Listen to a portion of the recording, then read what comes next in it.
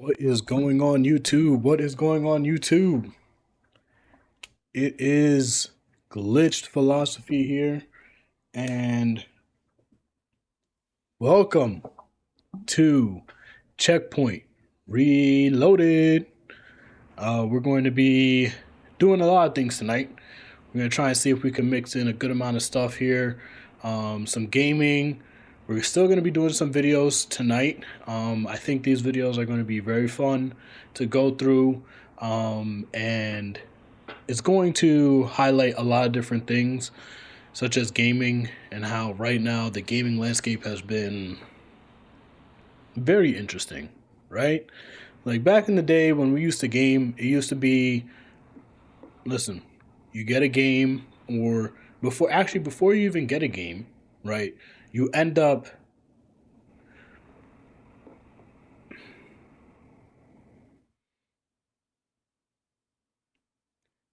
doing a couple different things, right?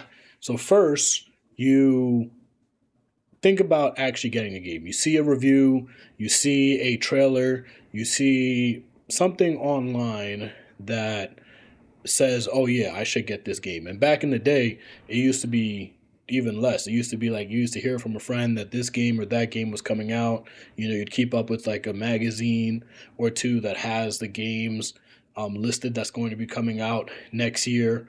And you start to think, all right, what game should I really purchase this year and what game should I really get? And as you were thinking about the games to get, you would start looking at some of the reviews, some of the things that people are saying about the game, that you want to just find out what the general vibe of the game is.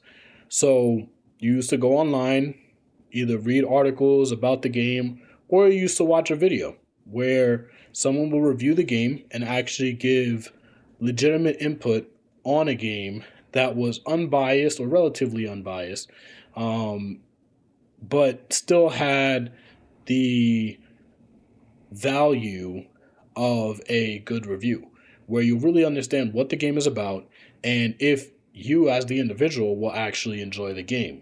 Now, I do think that reviews still show whether or not you're going to enjoy a game or not, but I think that those that are reviewing the games have been beginning to miss the mark in what they do for their reviews. So, and the worst part is that this is not only affecting gaming. This is affecting other things such as movies, sports, regular TV shows, just entertainment in general. And you start to sit there and realize, hey, what is really going on here? Why are we at this point? You know, and how are we losing such value in the reviews where it's so obvious that certain games that push a particular agenda are getting promoted at a higher standard, where games that are actually enjoyable and the players are deeming fun games are not receiving the same positive reviews as the ones that may be pushing an agenda. So before we get into all of those ideas, the videos that are related to it, and even some gameplay tonight, we're going to first talk about this fun little puzzle that I think you guys would enjoy. And it's going to be about a simple paradox, right? And this one is one that definitely caught my eye, and I enjoyed.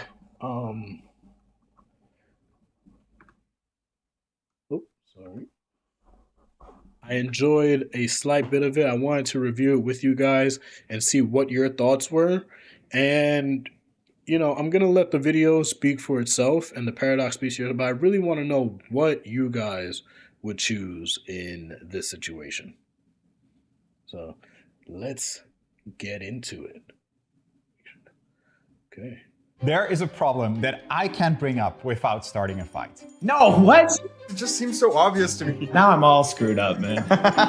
It has infiltrated every single Veritasium meeting in the last 2 months. It's trivial. I didn't think you would fall for this side. Just makes sense. Let's go! Crazy. And I even argued with Derek about it. There's no way You're trying to convince me. I don't care. So here's the setup.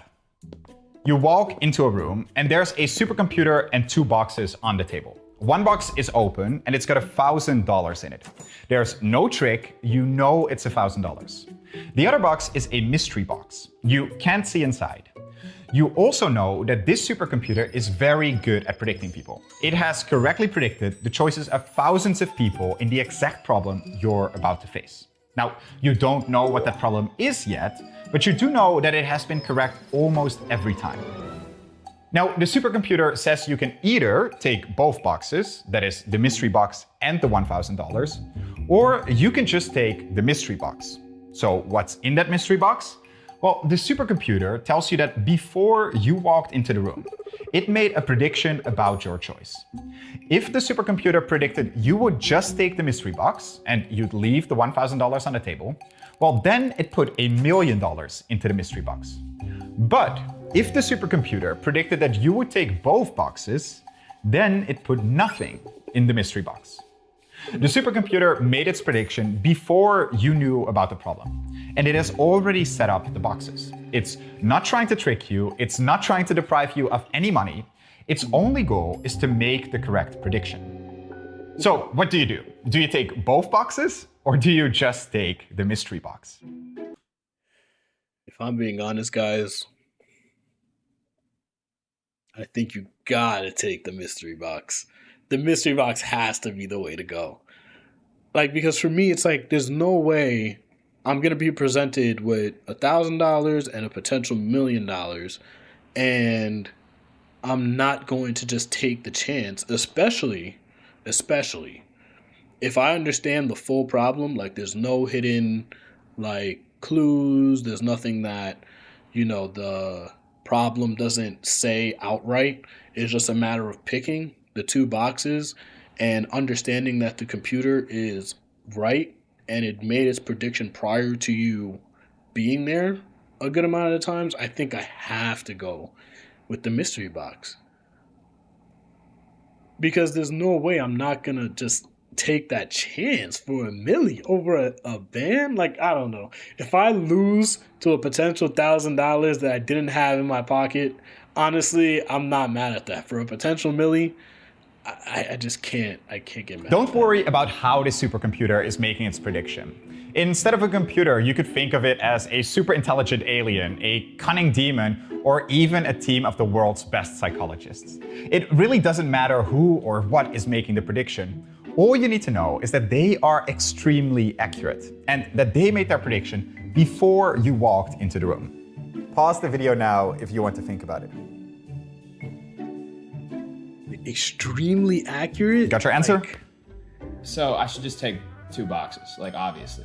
I'm gonna say I'm just gonna take the $1 million and go with it. Of course you take 2 boxes. I would pick both boxes, I think. I would not get the 2 boxes. I think I'm taking both boxes. Let's go. Okay. This is seeming less paradoxical than I thought, because I should just go in and take the mystery box only. No. What? Yeah. There are 2 camps. 1 boxers who would take only the mystery box, and 2 boxers who take both. But as American philosopher Robert Nozick wrote, to almost everyone, it is perfectly clear and obvious what should be done. The difficulty is that these people seem to divide almost evenly on the problem, with large numbers thinking that the opposite half is just being silly. This is known as Newcomb's paradox, named for its inventor, William Newcomb. The Guardian newspaper polled over 31,000 people about this problem in 2016. 53.5% were 1 boxers and 46.5% were 2 boxers. Now, if you find it hard to see why anyone would pick the opposite side, well, here are the arguments for each camp.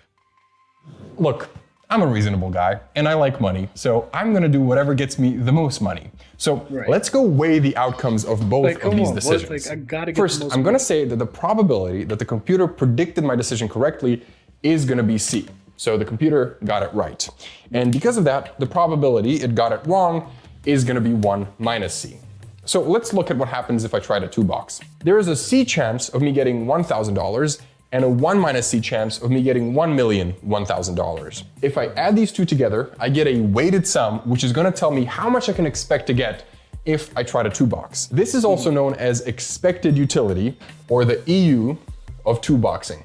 And I can just simplify this expression a tiny bit. So let's look at what happens if I try to 1-box now. There's a C chance of me getting $1 million, and there's a 1 minus C chance of me getting nothing. So we can cancel this out, simplify this to just $1 million times C.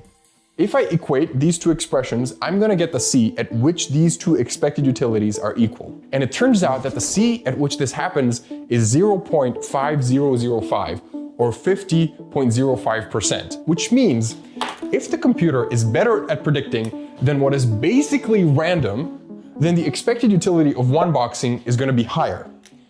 Now I know that the computer is much better at predicting than that because it accurately predicted thousands of people before me.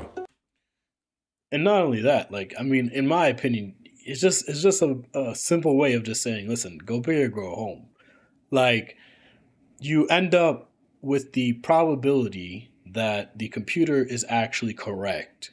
You end up with that chance that, like, at the end of the day, you gotta go big or go home. There's no way that I'm gonna go 50-50 chance with me making $1 million plus the added information that the computer is right. That just changed my chances to at least minimum 60-40 minimum. If it's generally a right thing and it's gonna guess that I'm gonna pick the mystery box, there's no way that I'm not taking that chance, that 60-40 chance, probably 65. Which means I'm sticking with my 1-box. 35. Here's my $1 million. Take that, Casper. Thank you very much. Yes, sir. So I should go in and take the mystery box and leave the other. Because I'm assuming that its prediction is pretty good. It's a supercomputer. Okay, so you're saying it's not paradoxical because the choice is obvious. I'm very surprised. Why? Because to me, the answer is also obvious. And to me, the answer is you take both boxes. So here's how I think about the problem in a way that actually makes sense. You know that the supercomputer has already set up the boxes. So whatever I decide to do now, it doesn't change whether there's $0 or $1 million in that mystery box. And that gives us 4 possible options that I've written down here. If there is $0 in the mystery box, then I could 1-box and get $0, or I could 2-box and get $1,000. But there could also be $1 million in the mystery box. And in that case, I would get $1 million if I 1-box, or I would get $1 million and $1,000 if I 2-box. So I'm always better off by picking both boxes. This is known as strategic.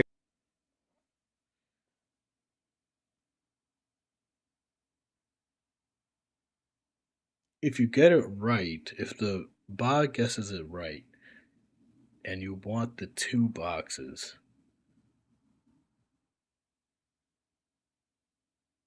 wait, but don't you only have to get the mystery box in order to get the million? I feel like you have to just pick the mystery box and get the million. Dominance, where I always pick the dominant strategy, which in this case is to 2-box. So give me those boxes. The 2-boxer argument makes a lot of sense to me. Once you explain it, I'm like, okay, yeah, I can see why exactly you're right. But I can also see that just having those thoughts. Well, because here's the issue, right? Let's say that okay, so I guess you can still use the same argument that the computer is generally right?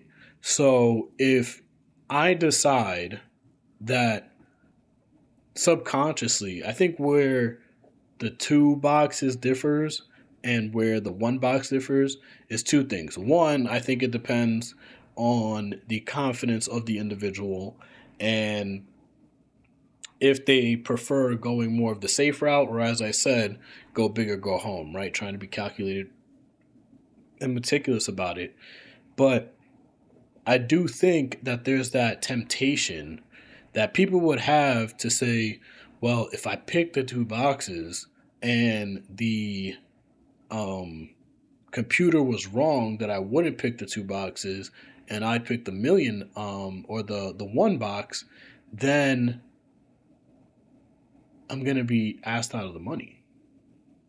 You know what I'm saying? I just feel like that temptation of like, well, if I just pick up the 1 mystery box, like the likelihood of it being right, saying that I'm going for the $1 million is probably going to be higher.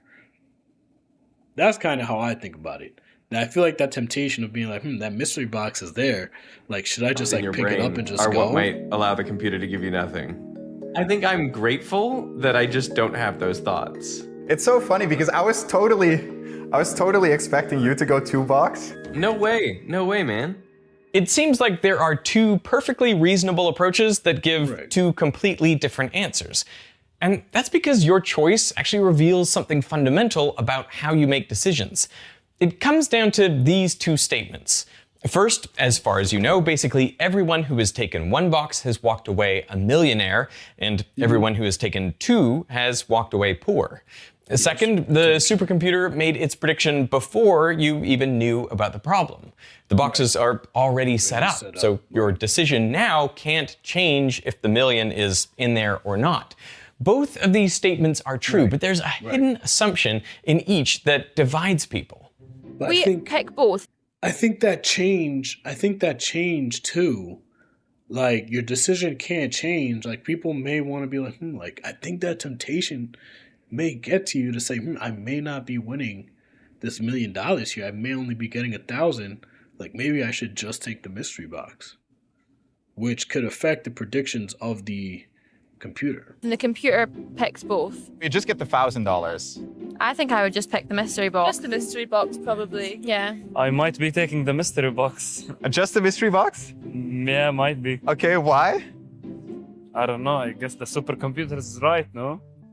Here's the hidden assumption for us 1-boxers. My expected utility calculations are based on probabilities that are using prior evidence of how accurate the supercomputer is, because the thousands of people that it accurately predicted before me is evidence enough for me that when I go for 1 box, there's going to be $1 million waiting in there for me. This is based on something called evidential decision theory. And using this decision theory, you get these expected utilities, and my choice is obvious from there. And it turns out a lot of you actually thought the same way. We polled our audience, got more than 24,000 responses, and it turns out 2/3 of See, you have to go 1 box. There's no way you go 2 boxes. Because if you go like this, like, you just really end up putting yourself at such a disadvantage to gaining $1 million that, like, I'm telling you, that risk of temptation is going to creep into people's minds saying, yo, that's $1 million over there. Let me go try out this mystery box. But, like, I still want this 1,000, get greedy, and then you get no bread. Because it's like, oh, I thought you were just going to take the mystery box. you are 1-boxers. But I know, it's crazy. I don't trust it. the fact that it's right to be like is you're less and very less rational with tough. these results, Casper. So your argument is kind of that if you 1 box, it will have predicted that you were going to 1 box and you'll walk out with the money. That is pretty convincing. Casper, I'm starting to really doubt this 2-box side of things. How could you not be a 2-box? You can't. Gregor has this really funny way of thinking about things. But I make my decision based off something else. Something a little more rational. Because I believe that whatever I do now can influence and change the past. I only take into account things that I can actually influence.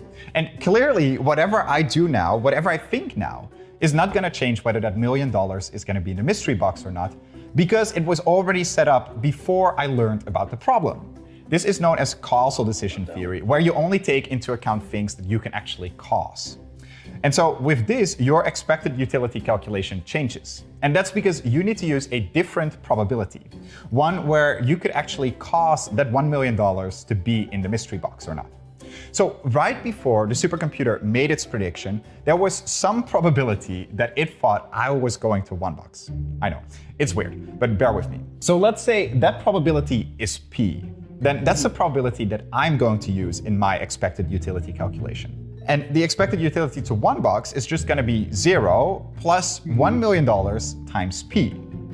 That's pretty good. But the expected utility for 2 boxing is going to be $1,000 plus $1 million times P. But that's just the same as the expected utility for 1 boxing plus an extra $1,000. Right. So no matter what the computer predicted, my expected utility is always higher by picking both boxes. So of course you're gonna 2 box. Anyone in their right mind would pick both boxes. It's made the prediction before you're in there. whether I have faith in this thing being 90%, 100%, it actually doesn't really matter. I think you guys are imposing your will. Yes, it does. He's cooking, bro. Like, yeah, you guys think that your decision, whatever you think now, is gonna change the past. That's called wishful thinking. Yeah, like come on. I'm two boxes. It only makes sense. I'm back with Casper. Exactly. But okay. The problem is that there's almost in there. If you're telling me that the computer is right, then I can say 2 boxes is like, all right, you're guaranteed to get the million. But who's to say that my subconscious like temptation in terms of my predictions, if the computer runs it 1,000 times and it says he's thinking about the 1 box, let's say 60% of the time, compared to thinking about picking up 2 boxes, then realistically you're going to end up losing out on that money. Because obviously, unless you go in with the mindset that like there's 2 boxes there, also you don't know the problem before you enter the room. So unless you actually hear the problem to its completion, fully understand it, and you know that 2 boxes is going to guarantee you the $2 million, I can't side with it. I can't side with it. Because at least if you take the 1 box, you know you guaranteed yourself that amount. Because it's like, well, it's going to go for 1 box. Because the million's in there. Like, I just think the temptation affects the probability that it's right. Like, it's almost right. It's not always Welcome right. to camp. It's 2 almost boxers. right. I'm not losing $1 million. It was never in the room, man. You're gonna walk into a room and there's either money in the room or there isn't money in the room. Your question is, do you pick it up? Of course. We're trying to do you a favor here. You're not doing me a favor because your decision making does not affect. Your little thought does not change God's mind, bro. Henry, if you convince yourself that you're a Yes. 1 boxer, Yes. you've convinced the machine. Yes, I don't believe exactly. that. What do you mean you don't? I don't believe you Exactly. convincing yourself should impact what the machine thinks of you. Because often you're just But walking it's into a room and it's almost already made right. the It's prediction. not You can't always impact it, right. you know? So whatever you think is more important, whether that's the evidence of the supercomputer's accuracy or the fact that Right. the boxes are already set up, well, that affects how you calculate the expected utility. And because both of those assumptions are true, both camps have valid answers. But if there's no right answer, then is this just a meaningless problem? Well, not really. Because it actually reveals a surprising amount about 3 important questions. Does free will exist? What does it mean to be rational? And is there an ideal way to act in life? For example, the only way you're going to win this game is to already be the kind of person to 1 box, but then 2 box at the last second anyways. That's the only way you're going to get $1 million and $1,000. But some would argue that that itself is impossible. If the predictor is so good, let's say it's 100% accurate, then that's not even possible. Would you say that's true? Yeah. Then a follow-up question is, if such a perfect predictor would exist, does that mean that free will doesn't exist? Because you're saying there's nothing you can do in between walking into that room and making your decision that ends up changing what was predetermined. That's right. And maybe this reveals where I'm coming from. And I think where I'm coming from is maybe free will doesn't exist. I come down on this point of like, free will is an illusion, but our world operates in a way that is indistinguishable from free will being real. And therefore you have to act as though it's real, as though it's 100% real. Interesting. If we think that free will is not real and it's an illusion, and then you have someone who's committing crimes, and then you want to say, well, that's not his fault. Therefore, instead of putting, murderers in jail for 25 years, we're just gonna give them some gardening classes or something. Like, the problem is, and that's the issue, is that when you think about things of like, okay, well, I mean, there's no way things can change. Like, I'm gonna pick it up anyways. Like, nothing can affect this. It's gonna be right. Boom. You do it. That's that short-term kind of thinking. It's like, okay, well, like, everybody's bound by these systems, by these, cultures, by these societal pressures, and there's no free will in those decisions. And you end up allowing for a lot of problems in society, because then when people, as he said, decide to start to blame free will, you start ending up with a whole bunch of issues.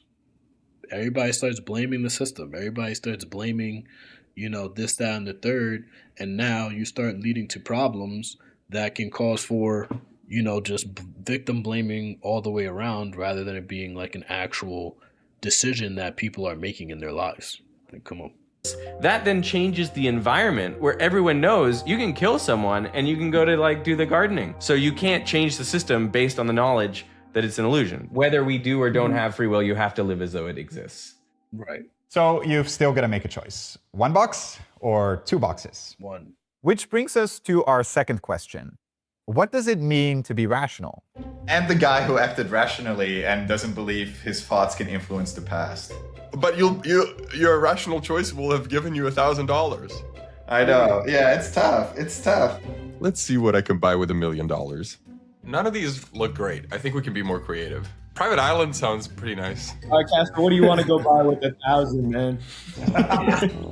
This is known as the why ain't you rich argument, which boils down to one super annoying question. If you're so smart, then why ain't you rich?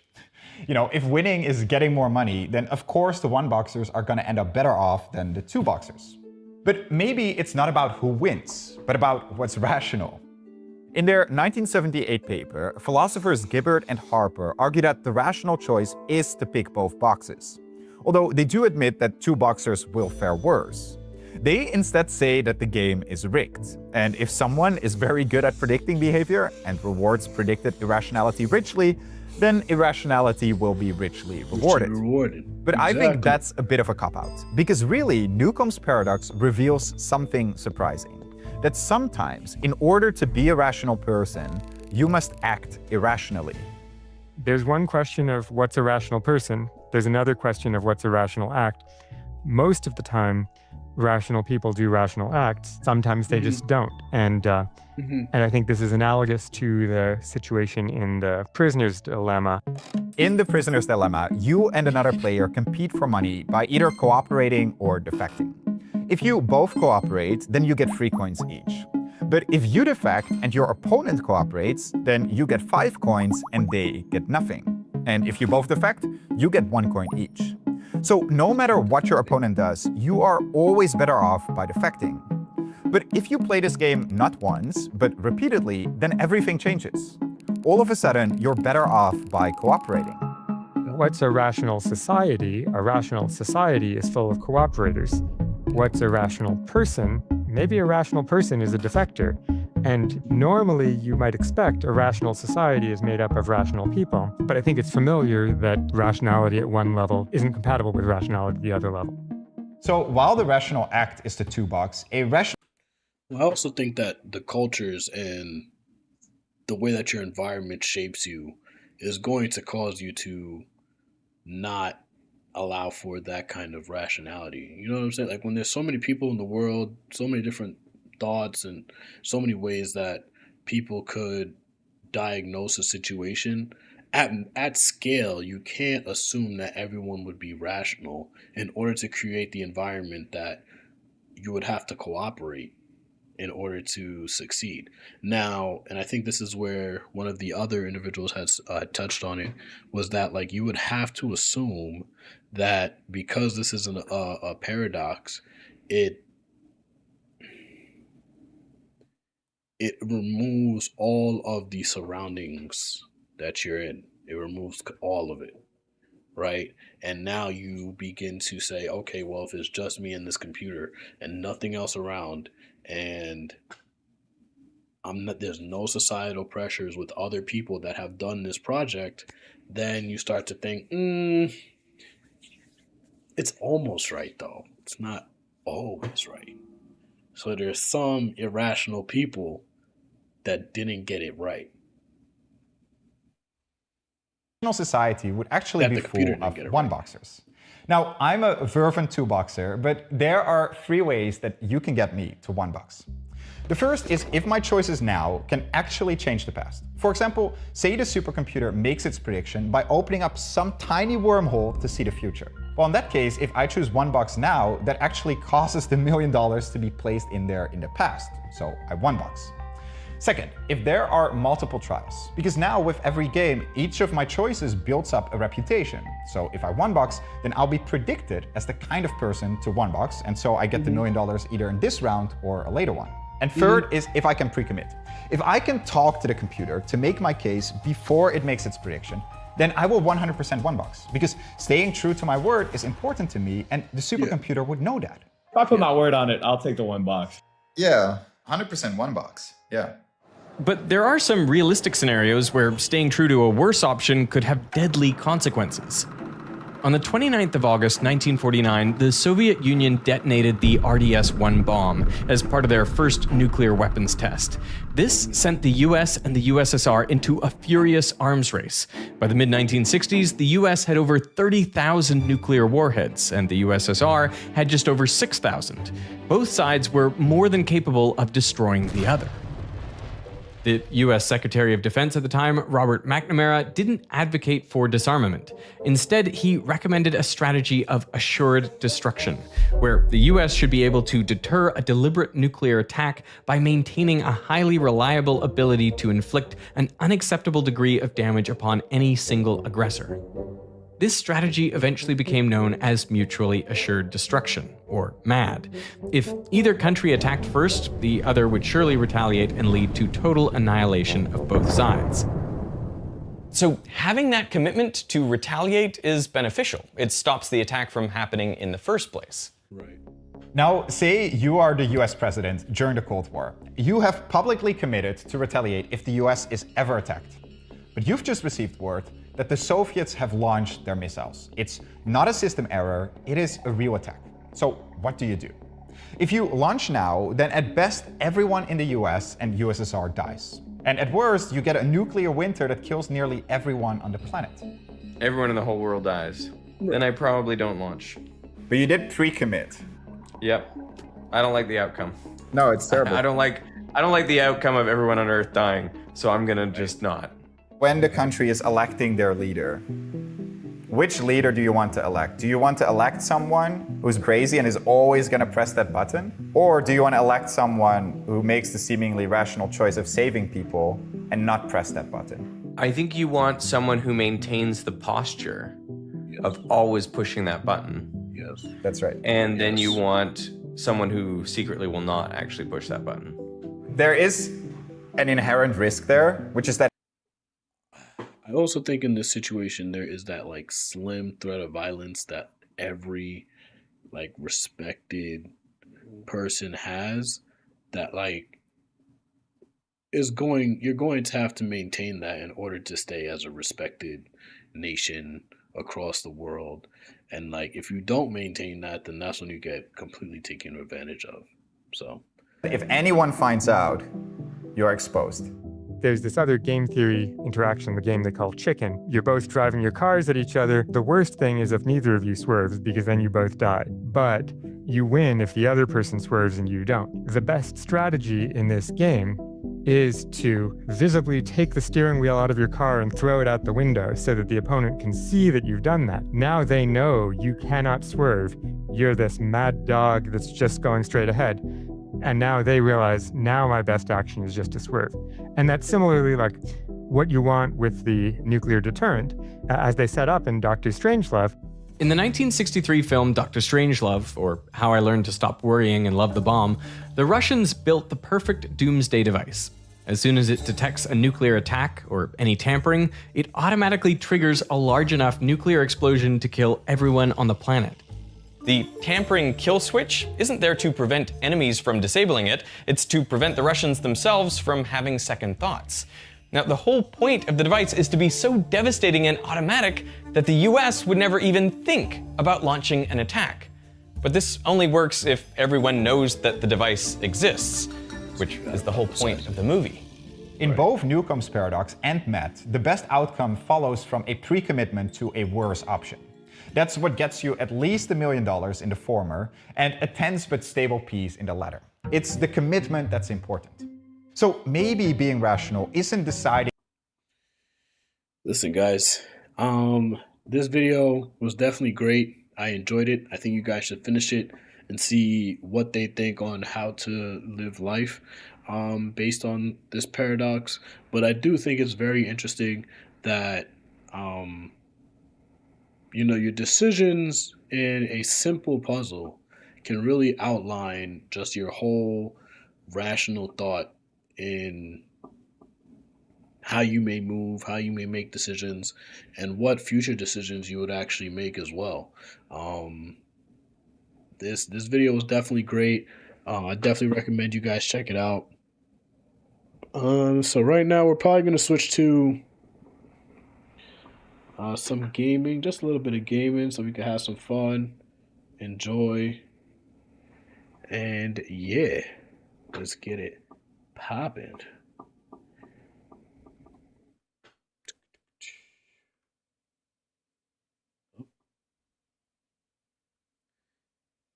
My bad. Let's play a little Neo. See how this does.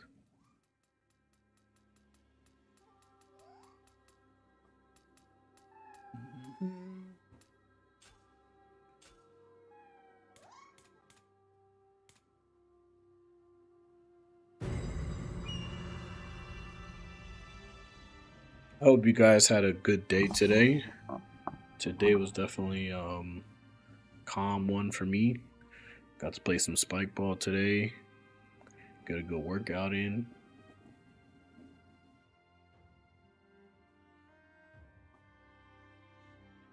Let's see what part of the game I'm at. I feel like I'm pretty deep into the game. I mean, I don't know what level this game goes up to. But I don't feel like I faced enough bosses to say I beat it yet. Or like I'm close to beating it yet. So maybe about like a quarter or maybe halfway through the game.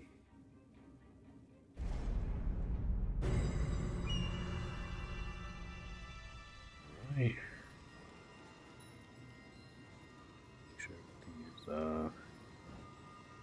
Aesthetic.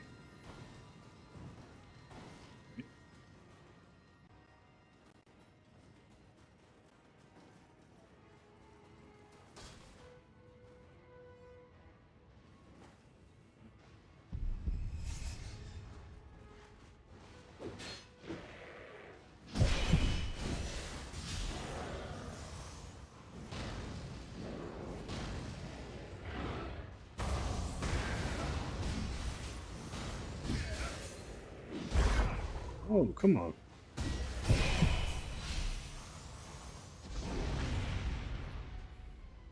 That guy's over there. I think I can go this way, but I'm gonna have to like jump and then jump back. Cause last time I freaking got folded. Oh! Why did it go so far? Yeah. Oh my gosh, I'm just gonna have to snuff that thing. That's so crazy.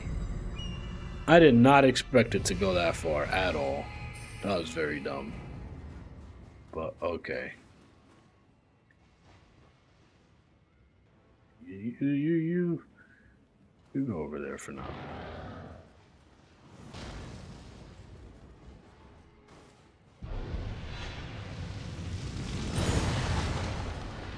Oh, okay. That was not bad timing. Alright, let's see. How do I do this now? So I could probably go over there.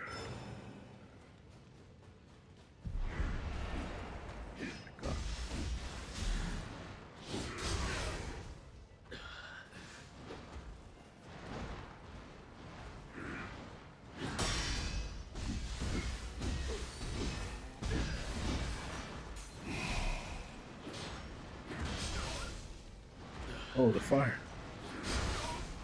No.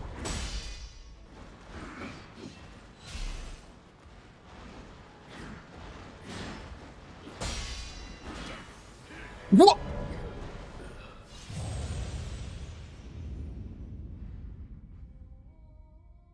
That is so ridiculous. Come on. There's no way that should be happening.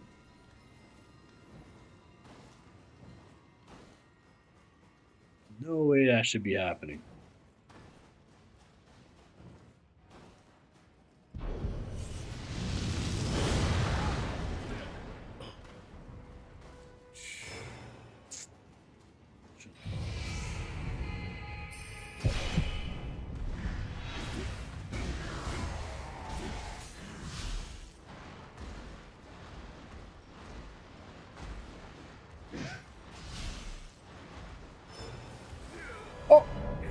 Did he just...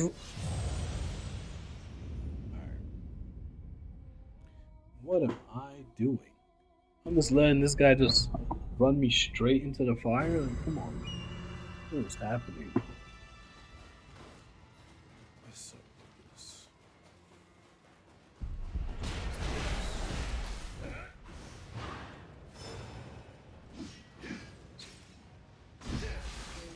Sit your ass. Sit down, boy. Who told you to give up? Get up.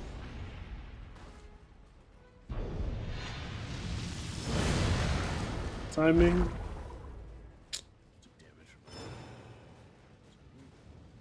Oh, I'm about to kill himself again.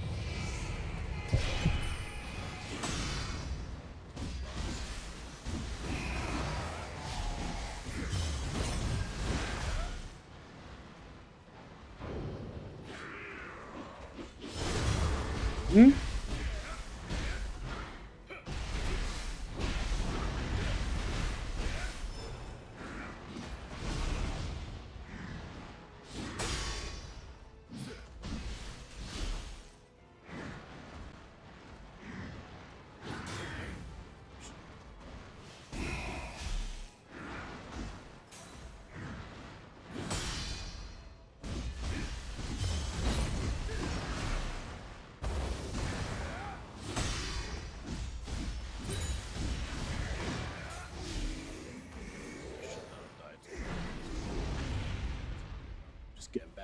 Getting back into it.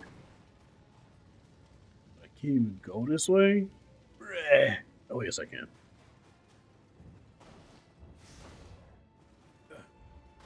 Whew.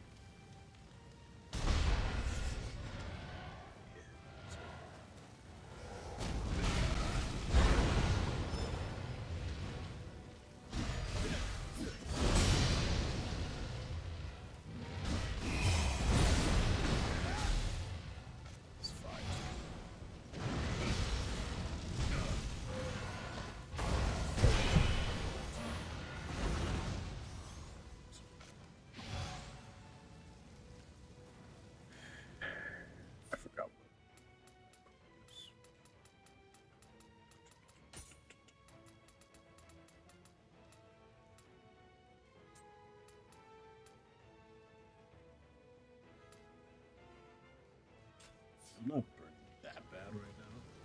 But if I do face, obviously, a fire...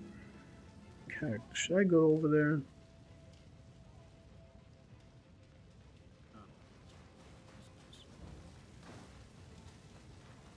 Wait, is there another... Where's this? That's probably up there.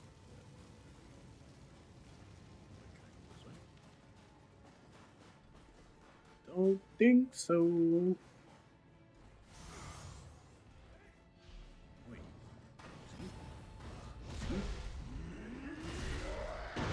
That looks like a problem. Yes. Lit. We lit. We lit.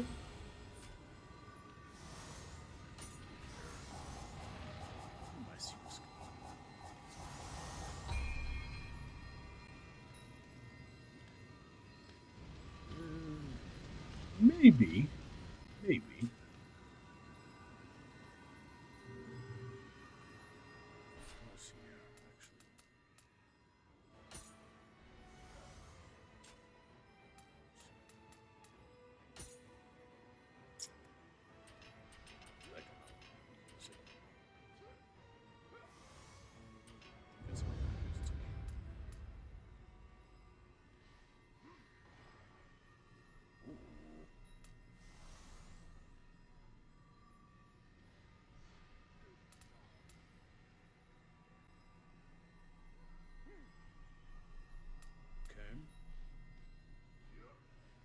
Whoa.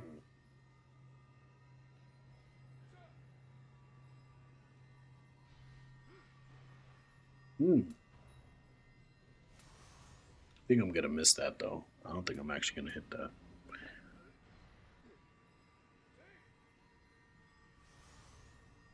Ooh, that would be good. Locked. Just straight there.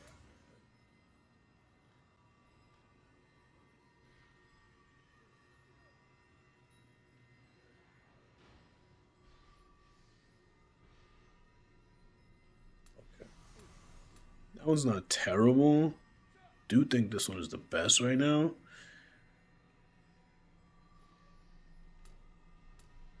Especially, okay. I think that other one is the best. After a strong attack, hit X.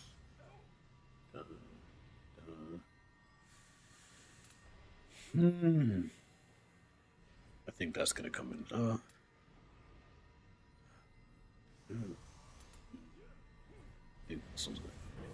think the reach on this is gonna be better. Oh, I could probably get another one. Oh, I have another samurai skill. I hope this is an axe though. Yeah, it is. Okay, good. Let's see. Alright, so I'll get another one. I think I'm probably gonna do this one.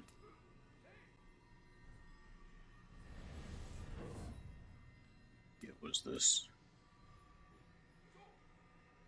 Woo! Well, I definitely should have gotten that. 100%.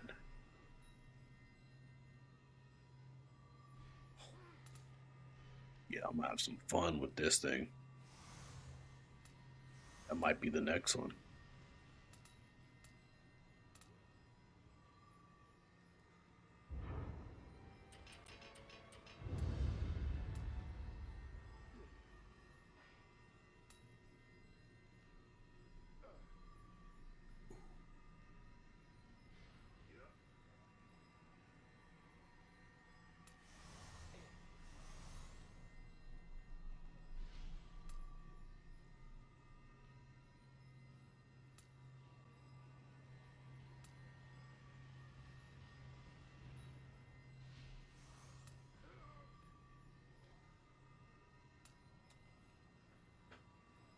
I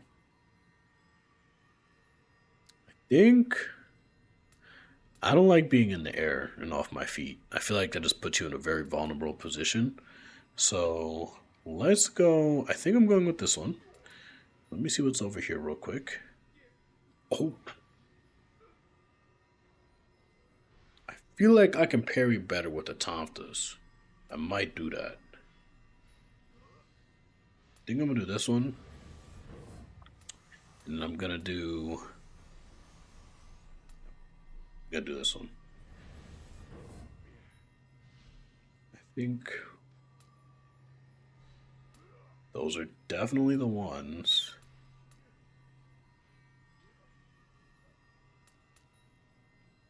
What's this?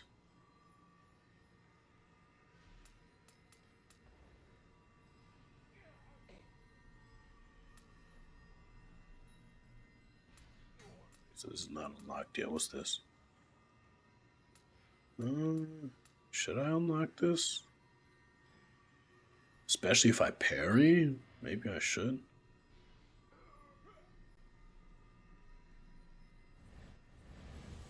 Yeah, let's do that. Just open it up. Might as well. What's going on? What's going on? Let's see. So I could go here, start the story mission, or yeah, let's go start this. Let's go have some fun.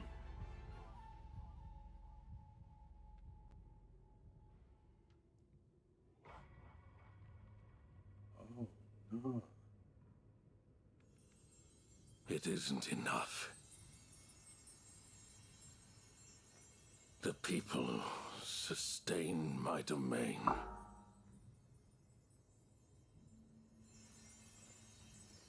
And this shining stone sustains me.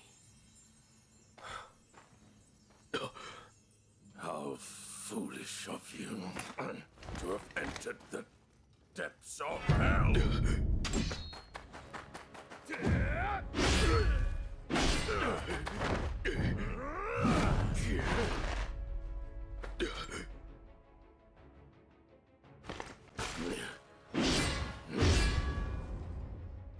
I shall devour you too. I pray you won't disappoint me. Come.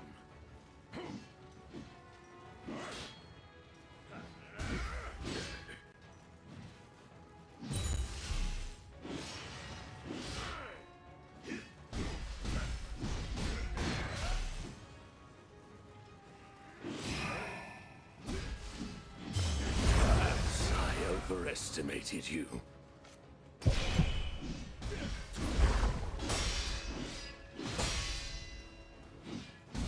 You felled my retainers with ease, but I will not go so quietly.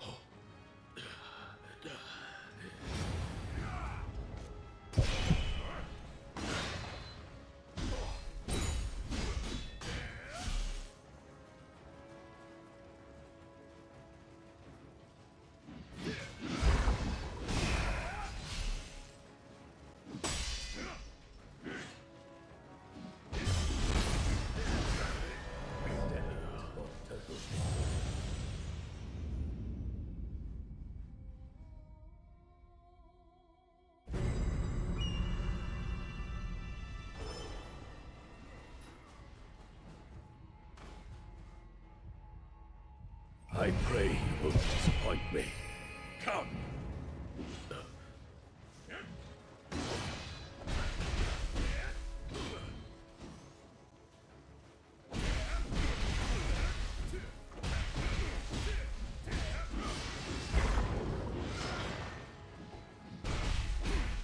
You felled my retainers with ease, but I will not go so quietly. A fine display. This is a battle I won't soon forget.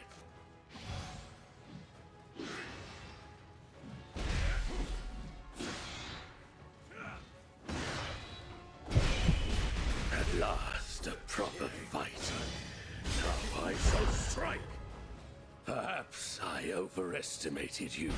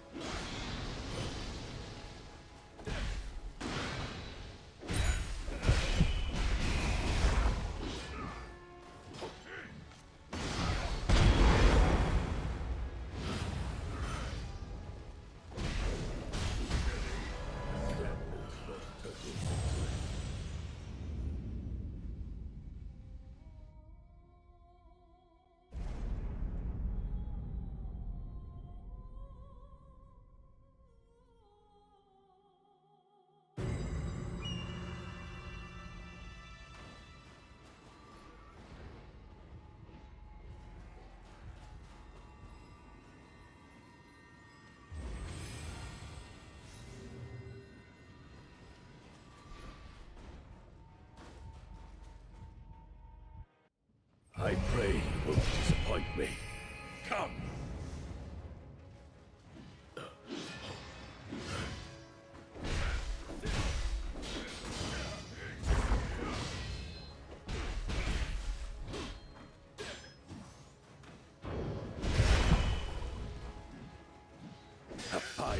display. This is a battle I won't soon forget. You felled my retainers with ease, but I will not go so quietly.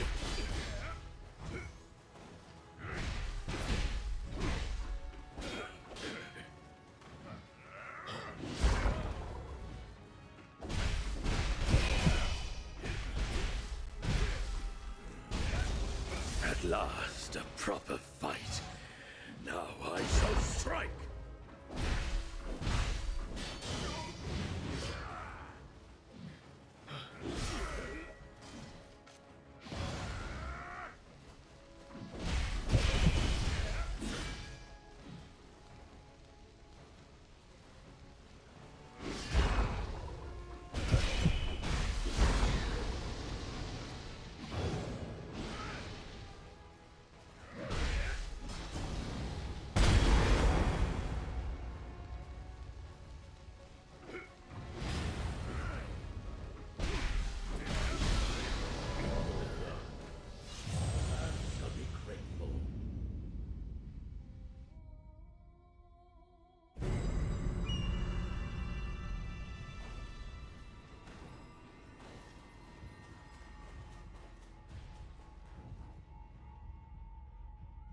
I pray you won't disappoint me. Come!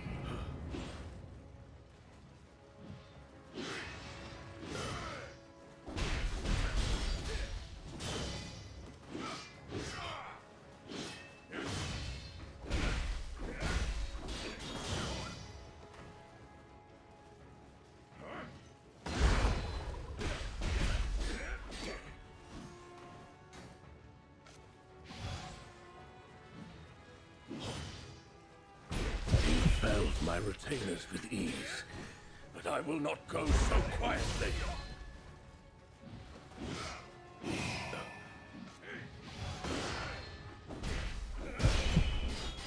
A fine display. This is a battle I won't soon forget.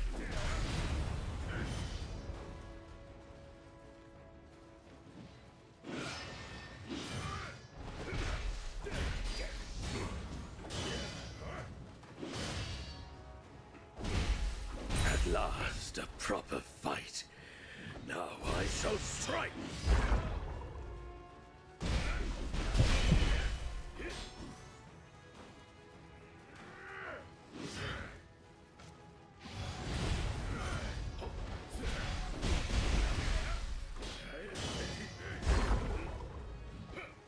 Perhaps I overestimated you. With your death, the land shall be grateful.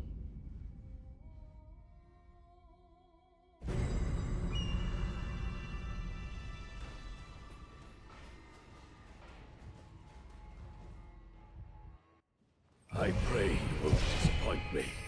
Come! Perhaps I overestimated you.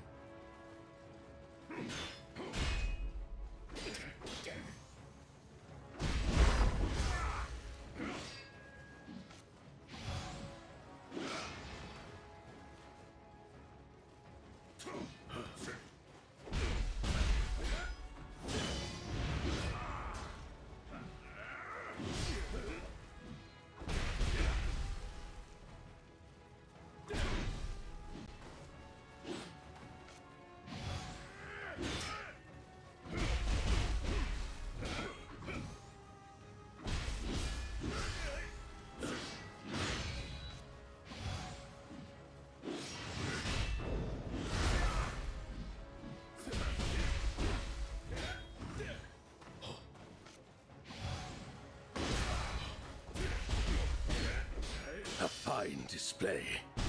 This is a battle I won't soon forget.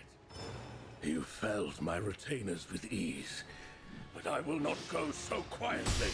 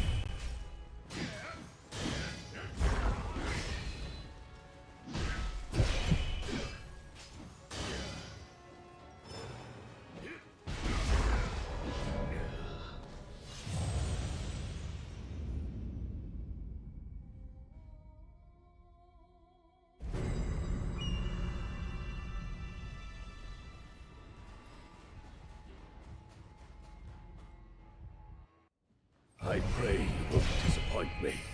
Come.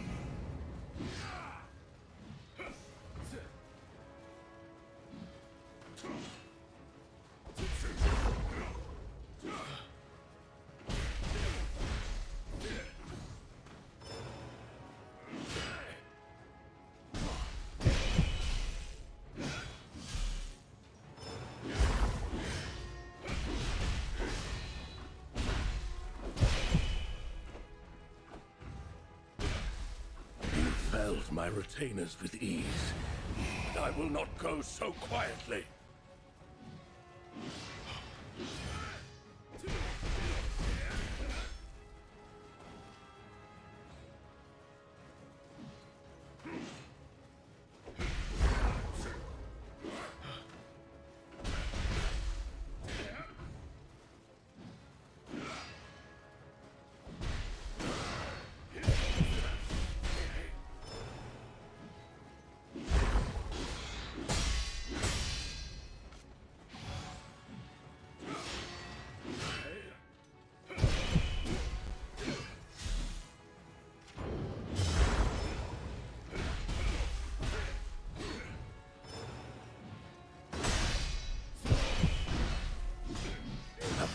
Display.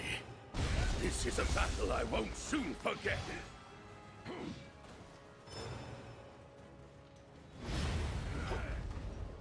At last, a proper fight. Now I shall strike.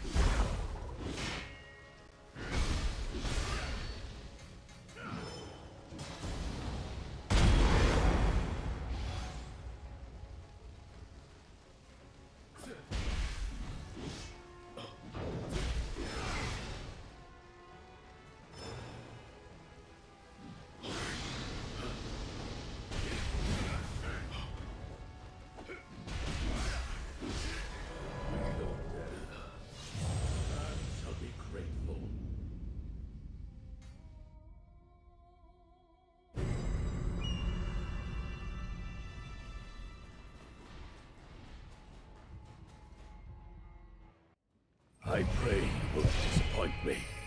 Come!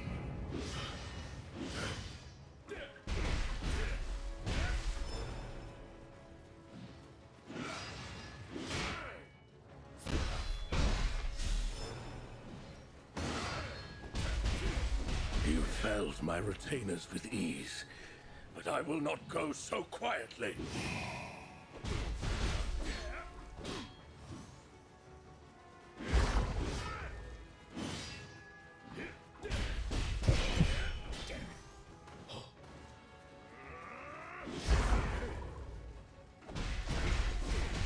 A fine display. This is a battle I won't soon forget.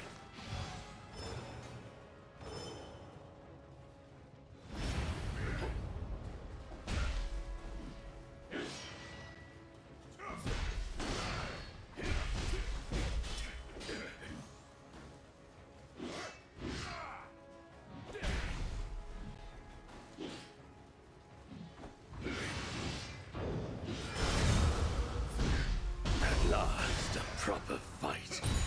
Now I shall strike.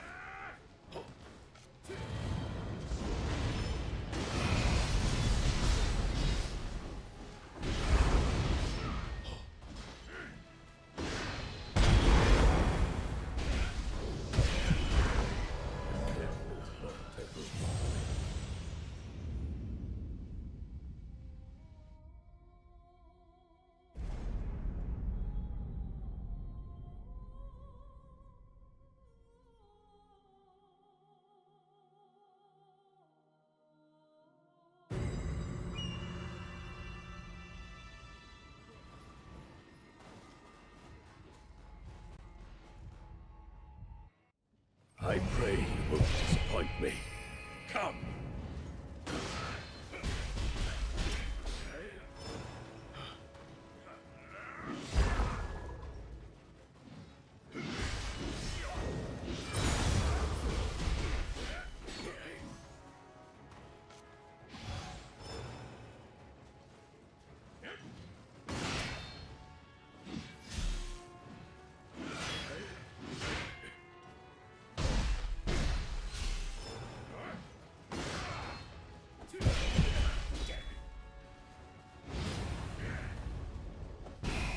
Felled my retainers with ease, but I will not go so quietly.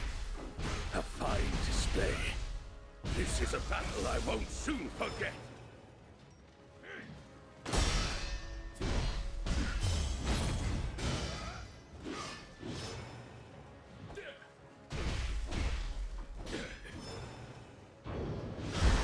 At last, a proper fight. Now I shall strike.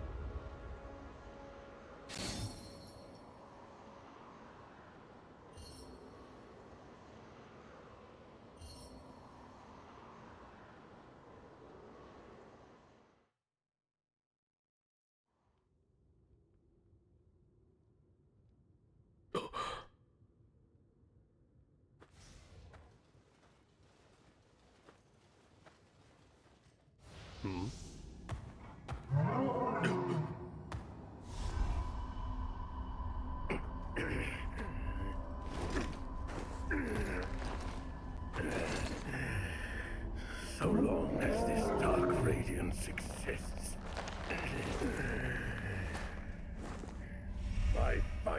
will continue.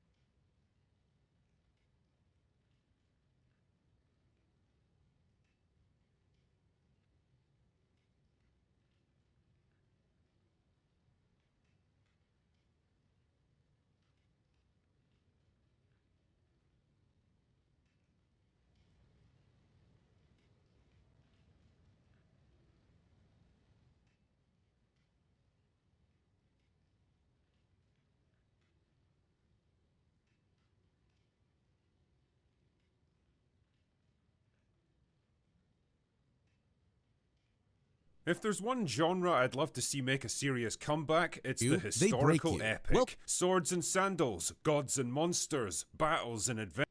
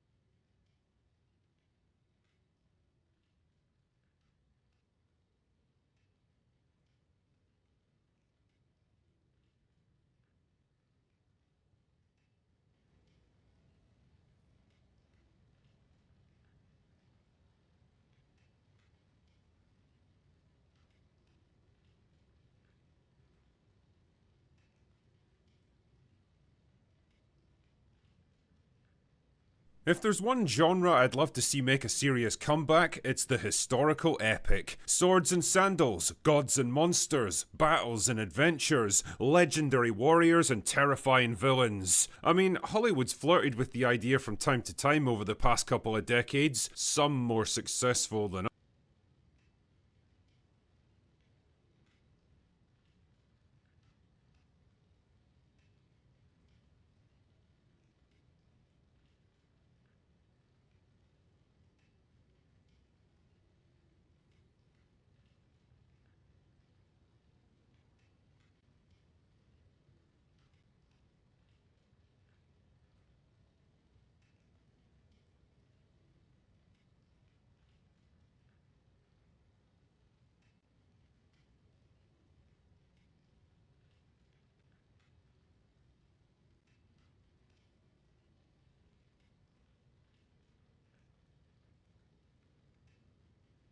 Wow, I did not know I was muted this whole time, and I am actually very frustrated about that.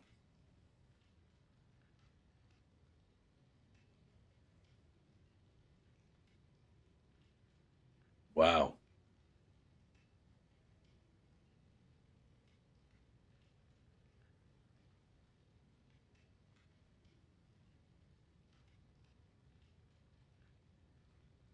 That whole fight, you guys did not hear me talking. Well, I mean, that's really unfortunate. But we could what I will say about that fight was that it was a very good fight. And as you guys saw, it came down to the absolute wire. And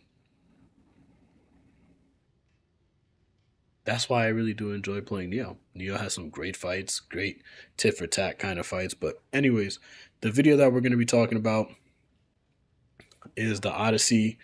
I got a bad feeling about this one, and I was saying that I think anime has really captivated this idea of traditional media where you can still have the traditional storytelling and framing without putting it at the forefront of your content, without making whatever ideals that you want to portray at the forefront of your content.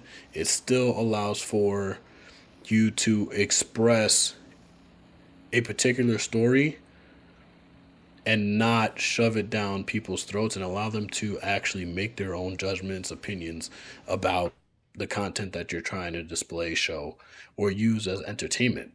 And what I think Western culture has started to lose, and this is why anime has become so popular, is that it starts to lose the ability to tell stories in a traditional way and providing ideals, content, and just culture in general without providing some kind of agenda attached to it. Now, I haven't watched this full video, but I do think that that's generally what he's going to be talking about. So let's get into it. others. Don't worry though, 300, you'll always have a special place in my heart. This is Sparta! But it seems like this year, things might finally be changing. Christopher Nolan has turned his gigantic quantum space brain away from discovering the secrets of the universe and assembled one of the biggest all-star casts in modern Hollywood for The Odyssey, a retelling of Homer's epic saga about the Greek king Odysseus and his decade-long journey to get home to his family after fighting in the Trojan Wars for another 10 years before that. Meanwhile, his wife has to keep the home fires burning and contend with the unwanted advances of men who want the crown. It's actually kind of hilarious when you look at all this on a map, because a journey from Troy to Ithaca is only like 500 miles by sea, and it should have taken him a couple of weeks, but man, the gods just had it in for that fucking guy. Honey, I'm home! Look who the fates dragged in. Anyway, stories don't get much more epic than The Odyssey. It truly is one of the great adventures in human history, blending together mythology, religion, monsters, and the unbreakable determination of the human spirit. And bringing it to life on screen is a challenge that will strain the very limits of modern filmmaking. But now that I've seen the trailer and I've considered the artistic vision behind this movie, I have to say my reaction was... meh. I don't know what it is, man. There's just something about this movie that doesn't quite stir anything in me, which is pretty surprising because in theory at least it's got all the ingredients for success. The kind of source material that's practically tailor-made for epic Hollywood filmmaking, the kind of all-star cast that only comes together once in a generation, and a director with a, mostly, good track record as a filmmaker. So why the fuck does it feel so... bland? Well, to try and answer this, let's take a closer look at those key elements again, shall we? First of all, there's the source material. Nothing wrong there, right? Wrong. Well, the problem is that the Odyssey was originally written in ancient... I mean, we all generally know how the story of the Odyssey goes. He goes on his expedition, and it starts off with him going to the location. I don't remember the full term of Odyssey, but takes this 10-year journey where he goes in the first year, and then on his way back, he pisses off a god, and now he has to go through all these trials in order to get back, which extends his trip to where it takes him almost 7 years to get back home. And obviously on the final trial, he beats out on his final suitors that were vouching for his wife, and ends up becoming victorious. And the Odyssey is a very extensive novel. If you have not read it, which I would assume everybody has, definitely need to catch up on it. Greek, obviously, meaning that it has to be translated into English for it to be legible, and what kind of story you ultimately get very much depends on which translated version you read. In this case, Christopher Nolan has publicly stated that he's a big fan of the 2017 adaptation of The Odyssey, which was translated from Greek by British writer Emily Wilson. Why exactly does that matter? Well, because Emily Wilson just so happens to be a hardcore progressive feminist who specifically set out to reimagine Homer's text through a female-coded, gender-critical... Wait. Out of all the Odyssey iterations that you take one that was only 9 years old, not even, and that is what you're going to use to base it for your film? Like, I don't understand how that even makes any remote sense, in my opinion. Like, that really boggles my mind, because there's no way that you're going to use the most recent iteration to describe a movie. What? Like, come on. Postmodernist lens. Because of course she did. Basically stretching the very limits of the original text to bend it around modern sensibilities. It's the same kind of creeping, cloying, well, I think what he really meant to say here was bullshit that gave us 2026's Animal Farm, a story that went from a parable about the Russian Revolution to a ridiculous, shallow, capitalism bad piece of Hollywood slop. That is the version we're likely to get here with all its gender identity navel-gazing, and if that doesn't raise a few few red flags, then let's take a closer look at that all-star cast, shall we? Now, Matt Damon and Anne Hathaway are solid enough as the two leads, at least. I mean, if I was to be super critical, I'd say that Hathaway hasn't done anything particularly significant since, well, the last time she was in a Christopher Nolan movie, and she was arguably the worst thing about Interstellar, but that's a conversation for another day. I can't say I'm ever particularly excited by an Anne Hathaway project, but holy shit, is she making a comeback this year. In 2026 alone, she's in 5 separate movie projects, one of which is playing in the cinemas right now. But speaking of overexposed actors that we could all use a break from, Zendaya is in this movie as Athena, the Listen, I don't have any hate for Zendaya, right? But I do think that when we're talking about Greek mythology and all the stories and the statues that are in Greece, I just don't see Zendaya as playing Aphrodite. Or, no, he said Athena. Sorry, Athena. And, like, it really just, why are we doing this? Because if it was a story of, like, Martin Luther King and then we put, like, a white woman to be his wife, like, that just sounds crazy. Like, what are we, like, how are you going to just completely shift the source material and, like, the casting for, like, even in the statues, you can tell the facial structure is mainly white. But I guess we'll see. I mean, they're Greek gods, so who knows, right?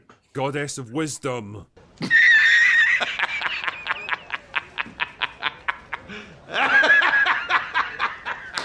Holy fuck, man, this girl's become the female equivalent of Pedro Pascal. She is just everywhere all of a sudden, and for the life of me, I cannot understand why. I have never seen a single Zendaya performance in my life and thought, oh my god, she absolutely carried this movie. Tell me. That is true. Like, even in Spider-Man, like, Tom Holland is, like, carrying the hell out of that.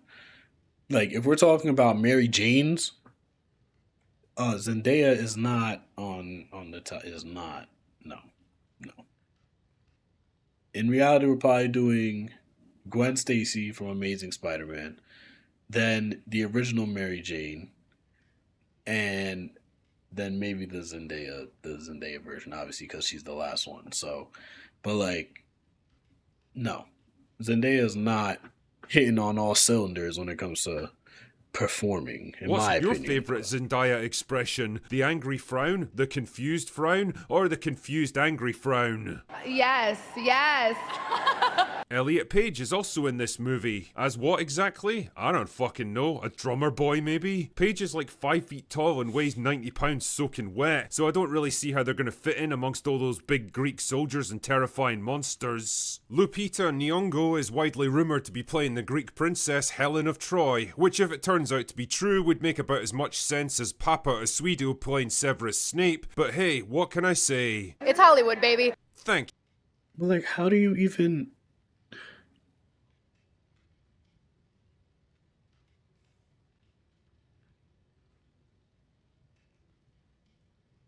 That's like completely just like, I just, and listen, I think there's this problem where people are trying to make things about, and I've said this before, this agenda, like it just doesn't make sense as to how you're putting like, where do you gain the benefit out of going so far off of the source material that you start to lose what the essence of the story was.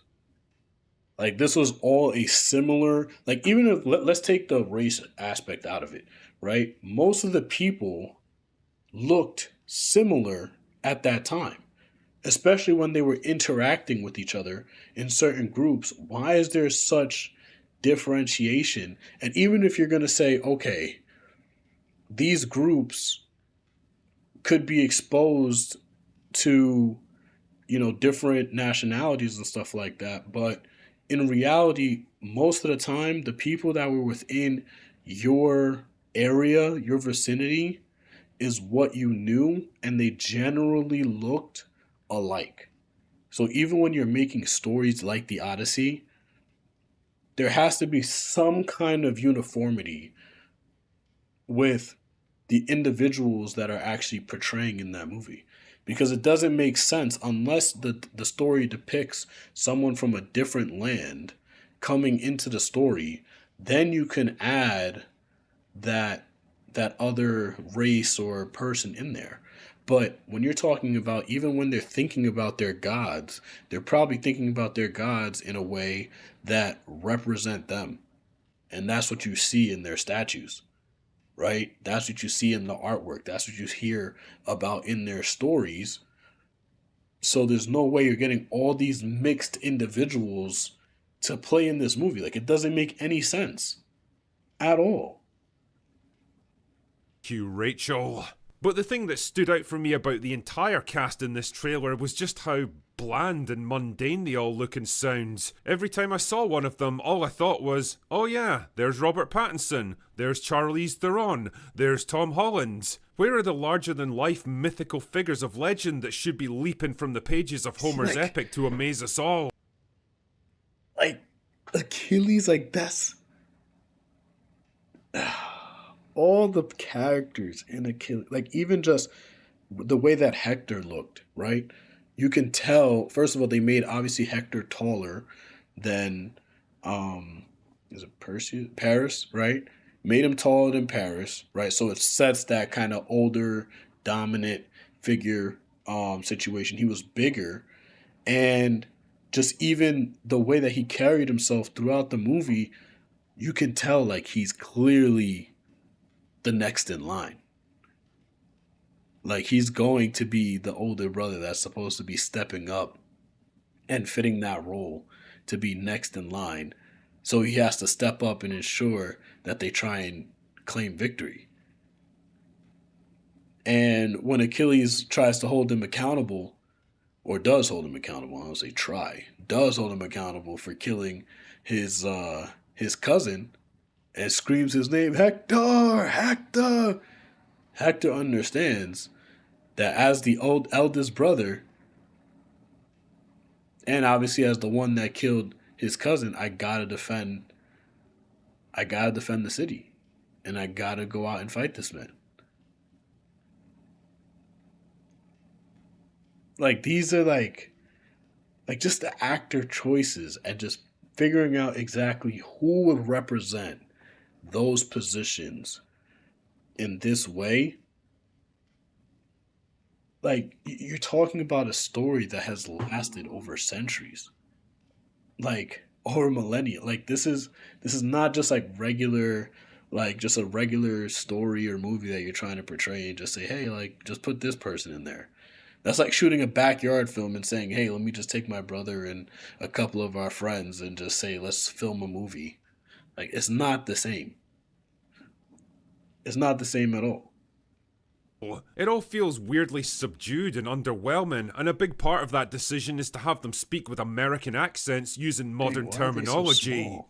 My dad is coming home. Oh, your dad's coming back, is he? Did he take some bitchin' selfies? Hope he didn't get godmogged along the way. There's a reason movies like this traditionally use theatrical English and formalized language for their dialogue. It gives them a sense of grandeur, seriousness, and dramatic weight that naturally lend itself to the epic story they're trying to tell. Having your actors talk like they just walked in off the street in downtown LA just feels weirdly lazy and immersion breaking. And before anyone chimes in with little pearls of wisdom like, Drinker, you know as well as I do they would have spoken Greek in a story like this, so why does it even matter what accents they use? Well, hypothetical straw man, we all know the language they would have spoken, but we also know that having your entire cast learn a whole new language just so the audience can sit through 3 hours of subtitles is neither practical nor logical. Exactly. That doesn't mean that you have to go in completely the other direction and give us shit like this. Let's go! And this all brings me back to the man at the center of all.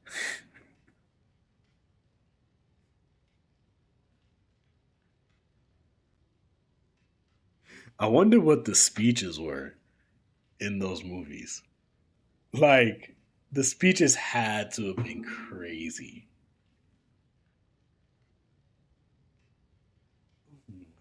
Gosh, let's go! Like I did that one on Knicks when the Knicks scorer hit a three, like a big three. Like, come on, like people are talking about going to war. Like you talking about let's go? Come on, guys. Let's go. This, Christopher Nolan, the director and writer. Now, I know the man has a fan base so rabidly loyal that they make Snyder Bros look like fucking normies, and he's given us some fascinating films to chew over in his time. But I'll be honest here, the guy can also be his own worst enemy at times. Sometimes he really is just too smart for his own goods. Rightly or wrongly, he's developed a reputation as a clinical, intellectual, and slightly sterile kind of director, a master of ideas who can't seem to wrap his head around simple humanity. And I get the impression that's always chafed at him, especially with his more recent movies where it feels like he's got something to prove. Like the weirdly out of place love scenes in Oppenheimer that feels like two androids replicating their understanding of a human relationship. The man definitely has a niche, but character-driven historical epics don't seem to be it. And with Odyssey, it's like he's saying, see, there's more to me than sci-fi thrillers and slightly overrated superhero movies. And I don't know, man, from the casting to the dialogue to the bleak washed out cinematography, I can't shake the feeling that he just isn't the right man to direct a movie like this. I mean shit, maybe I'm totally wrong on this one. Maybe the Odyssey will be the crowning achievement in Nolan's career and rake in more money than Avatar, or maybe... But I also think that too, like when you talk about even just stories like Game of Thrones, like the viciousness that was in that story, the way that they spoke, all the characters had a particular dialect that represented the different nations, but you still understood what they were talking about, right? Even the tonations of their voices, how they spoke, how they moved, like it provided an atmosphere that you really understood what it was to be in those medieval times. You really were like, yo, like it's really, in my opinion, when I watched Game of Thrones, I'm like, damn, I would never want to live in that time. Because even if you rule in and you live in and you're the big dog, everybody's coming at your neck. Right? Everybody's trying to take your head off so they can take your spot. Then, if you're in the poor, if you're in the trenches, you just end up caught in the crossfire whenever there's war. And then you have no real ability to level up because there's the royal family and all the people that you have to serve up top. Any sharp move, any dagger, any like no medicine, like you're really just in there in the trenches, like good luck. You know, so just really immersing yourself in that, especially with something like Game of Thrones, I with Tom Holland, Zendaya, I just don't see that hitting for that time period. And also, I think, unless I'm completely wrong, but the guys during those times had to be very, I think having older cast, especially for those kind of films, causes for the illusion or just the natural cinematography that allows for the understanding that young men were prepared to go to war at really 15 years old. Like 300 depicting the young Spartans fighting, and then seeing how most of those guys were very young going into battle, like, but they don't have that like baby face. Like, I don't know. It just doesn't look as rugged. It doesn't have that same medieval times energy.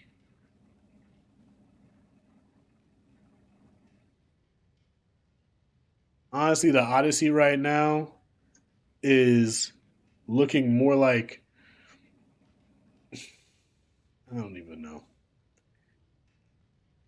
I want to go see it too, because stories like that are really great ones, and I used to love them in my English class, but this does not look like it's gonna portray any of that. Like my dad watches 300 Troy like on repeat. whenever it's on the TV, he's throwing it on. Like, I just don't see that same replay value that you would get out of a Troy in this movie right here. I just don't see it. I don't see it at all. But let's see how long this has been going on. It's been about 2 hours. You might hit up Neo. I'll turn out to I be do his own. want to check out something for the stream real quick. So if you guys could just give me 1 second, and I'll be right back.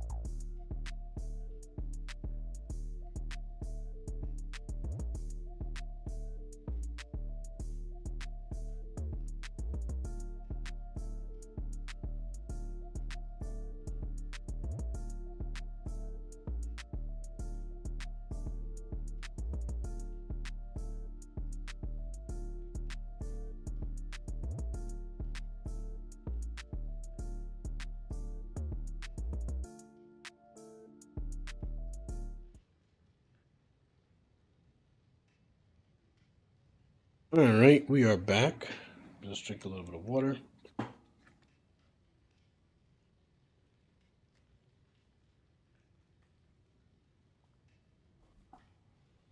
So,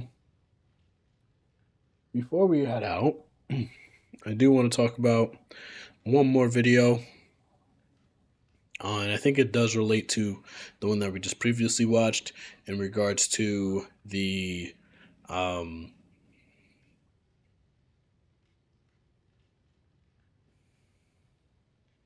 so this one actually talks about how the gaming industry and the reviews have become very interesting recently.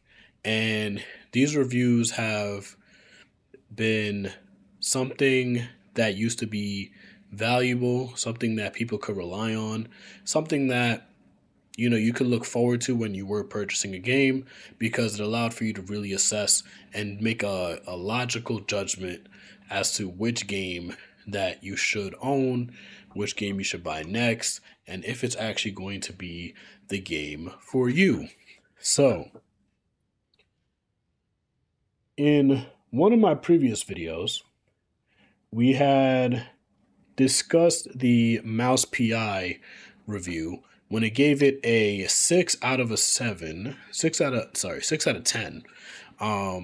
for the review, and it really opened your eyes to what people are really looking for in video games, right? When I see a video game, right, especially when it comes to the reviews nowadays, since there's videos and stuff like that, you can see the actual gameplay.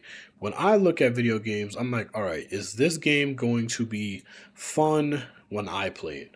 Is it going to be challenging enough? Is it going to be something that I think is actually enjoyable to play, like a looter shooter, or something like Neo, as a Dark Souls, a Souls-like, all that good stuff. So that's what you're generally looking for in games, is that gameplay actually worth my time, right? And as well as when you're watching these videos, you listen to the reviewer and think about what kind of things would piss you off in this game that would make you not want to buy it, right? Whether it's lagging, a lot of bugs, or it's just the source material's completely off, or the game just lacks entertaining gameplay, right? At least when you can see it on screen, it looks cool, looks fun, but when you actually play it, it lacks the substance of the game and lacks the enjoyment of playing it, right? And when I think about Mouse PI and when I was playing it and hearing the review about it, it just didn't really make sense to me, because the game itself, at its core, the gameplay itself is fun, right? And as I've said in the previous video, I think it's something that entry-level players could play, enjoy, and still have a fun, cool story behind it, right? Still getting all the gaming mechanics that you would need for any real game, and the cool noir kind of themed story behind it that gives it the substance, makes you really feel immersed in the game, and you can find different reasons why you're going to enjoy it, right? I'm not going to say it's like a 10 out of 10 Elden Ring kind of game, but it's definitely a game where you can sit down on the couch, relax, crack open a beer, and just fall into and just enjoy and just play, right? Now, the game that's going to be discussed in this video is Marathon. Now, Marathon, in my opinion, just looks like a cutscene simulator, and they're trying to make movies into video games. And this is where you completely lose me as a gamer, because when I play a game, right, and especially, and correct me if I'm wrong, as a gamer, you would prefer the challenge of a video game than watching any movie, right?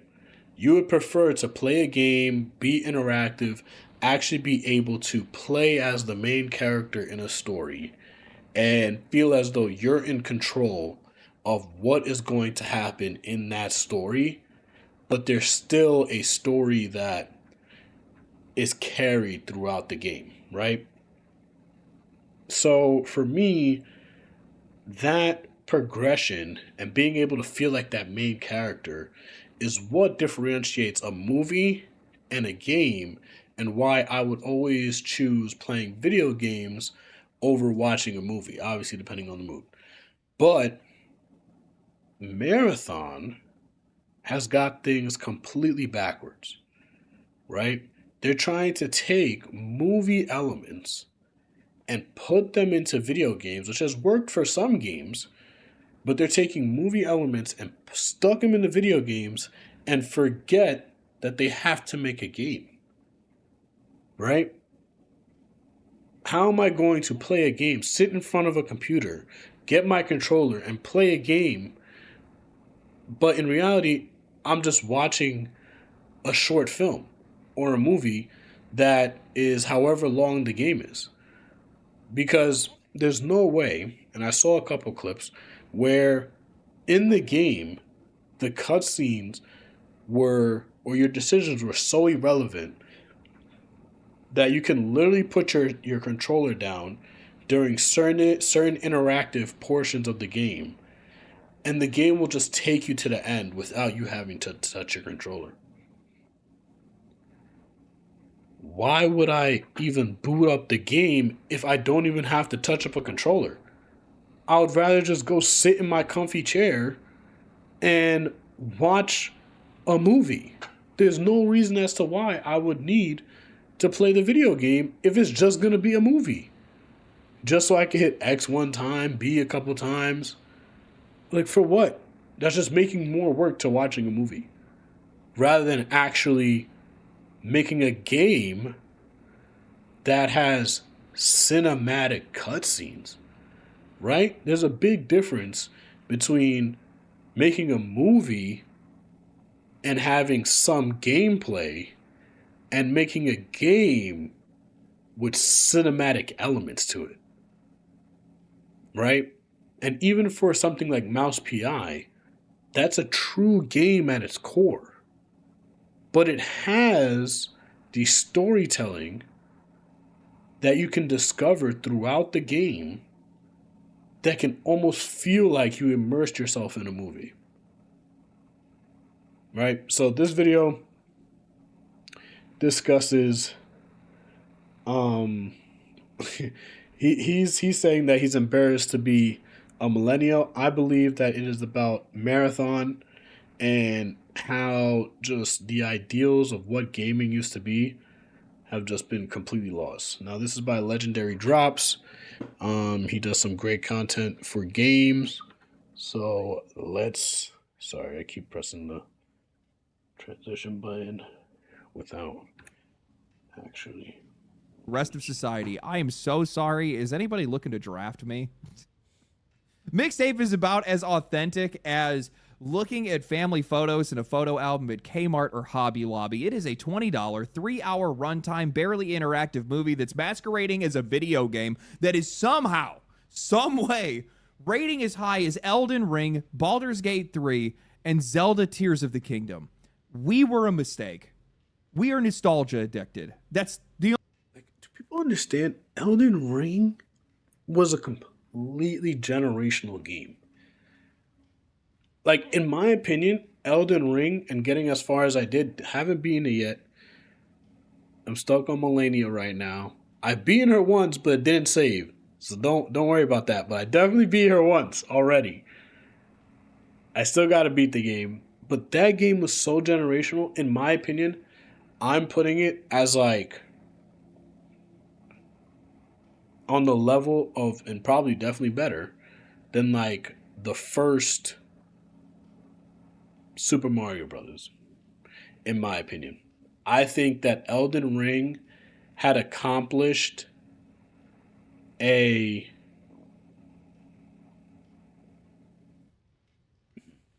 fundamental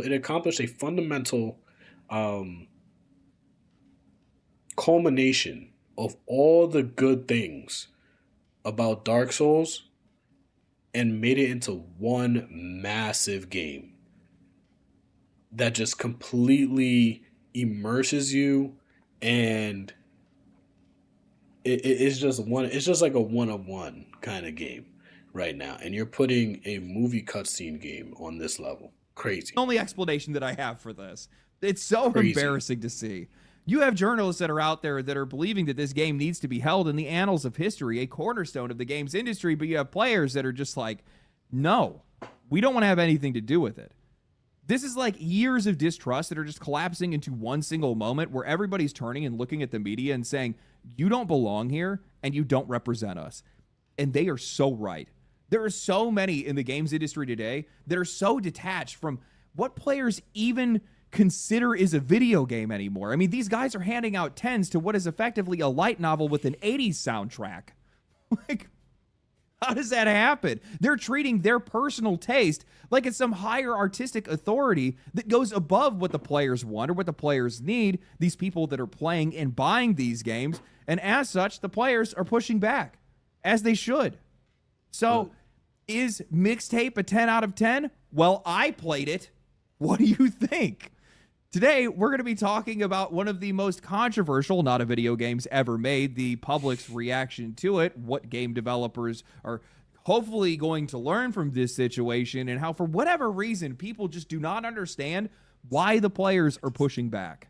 But before that, a word from today's sponsor, Helix Sleep. Yes, these guys actually came back, luckily, because it seemed to be a big hit with you guys, and I really appreciate that because that likely means that I'll be getting another mattress after I move, so good looking out on that one. Now, look, I realize me being a content creator, you guys are likely not to believe a word that I have to say when I'm trying to sell something in a sponsor. Totally understandable, actually based. With that said, well, I'm not going to sit here and try to tell you guys that a mattress is just going to magically fix all of your bad habits or all of your issues. I will say that switching to Helix definitely worked for me. Ever since I switched to a Helix, it's been now over a month, I sleep deeper and fall asleep faster than I ever have in my entire life. That's about as honest as I can be about it.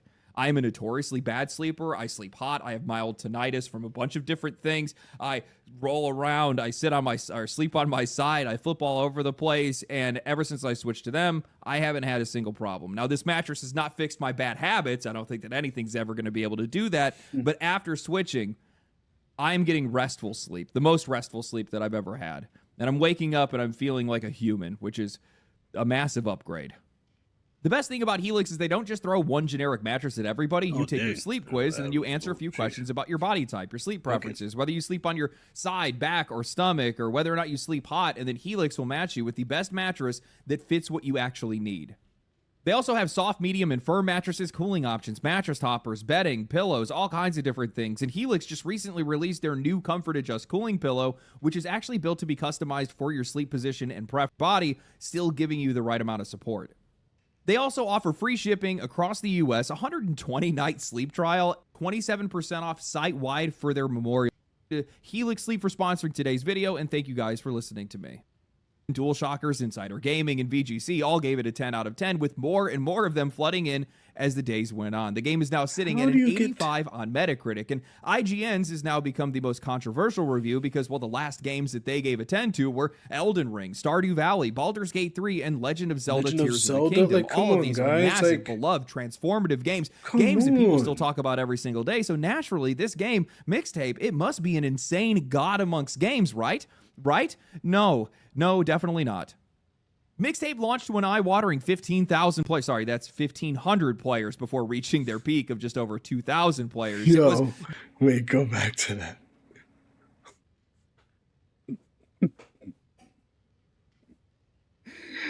Yeah. How do you end up with a peak number of players all time, 2,000 players, and you're going to give it a 10 out of 10? Are you kidding me? On the first day of Elden Ring, Black Myth Wukong, Zelda, Baldur's Gate 3, I guarantee it's not even a question. These things probably got those numbers in probably the first 30 seconds of the game being uploaded. 2,000 people after a month. That's your peak. That's insane for a 10 out of 10 game. Come on, guys. Sorry, that's 1,500 players before reaching their peak of just over 2,000 players. It was developed by Beethoven and Dinosaur and published by Annapurna Interactive, a subsidiary of Annapurna Pictures, a company that's owned by Megan Ellison, whose father, Larry Ellison, is the 5th richest person in the world, and also happened to bail that studio out of bankruptcy back in 2019. Isn't it great when indie games have a golden parachute? Isn't that so common in this games industry? These guys are definitely not going to be beating the allegations of being an industry plant. I'm going to tell you that right now. But I played Mixtape, or at least I pressed forward through a collection of memories an entire generation seems to wish that they had, because, well, the reception to this game is just, it is so fake to me. The reviewers that are out there that are seal clapping over nostalgia, it's just over things that these guys have never even experienced. Now, I'm not saying that none of this has ever happened to anybody. Obviously, pieces of this have. People have had messy friendships and mixtapes, and people definitely had some weird nights where everything felt a lot bigger than it actually was. But mixtape does not feel like lived nostalgia. It feels like manufactured nostalgia. It feels like people that are pining for a past that they didn't actually live, but they definitely wish that they had, and a version of youth that honestly I think only exists in old movies, old songs, and whatever Pinterest board these guys built this game around. Hey, yo, that's why this entire thing doesn't even come. What is that?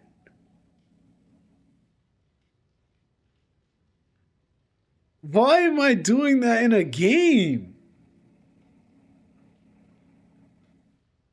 Especially as playing as a teen. Like, no. No. I don't want to be seeing your molars, nigga. What are we talking about? That's disgusting. Ugh.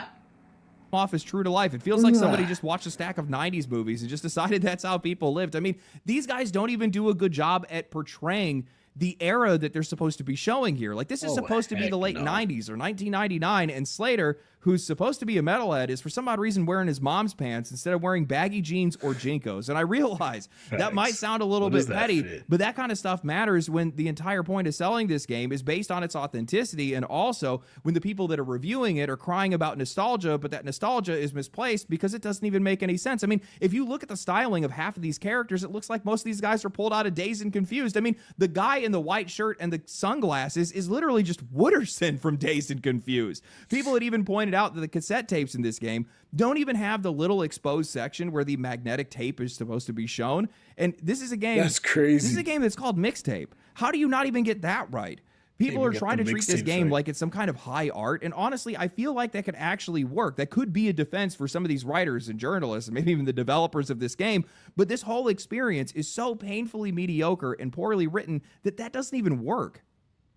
Guys, how does this even happen? These characters don't even have any real personality or defining traits, and that's the entire point of playing a narrative game like this. Slater is a dial tone with a few random existential stoner lines. Stacy is the main character, and I couldn't tell you a thing about her other than the fact that she likes music and thinks that stalking somebody in New York is going to be her call to fame. Cassandra is arguably the most memorable character outside of her father because, well, at least she actually has something resembling a real conflict. She's lived her whole life seeking her parents' approval, and now she's finally wondering whether or not she's living her own life or somebody else's. But I actually think the best character in Mixtape is probably Cassandra's father in this case. Like, how was this guy actually portrayed as a villain? Oh man, what a terrible father, not wanting his daughter, who's getting ready to go to college, to go and hang out with a couple of mindless losers that all they want to do is just get drunk and high all the time. As somebody who identifies with those losers at that age, every single father that told their daughter not to hang out with me was 100% right. I was going to ruin their life. And then there's You see, the worst part is about it too, is that gameplay did not look fun at all.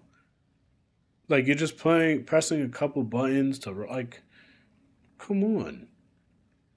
What difference did that make in me actually pressing buttons or just letting you do the cutscene?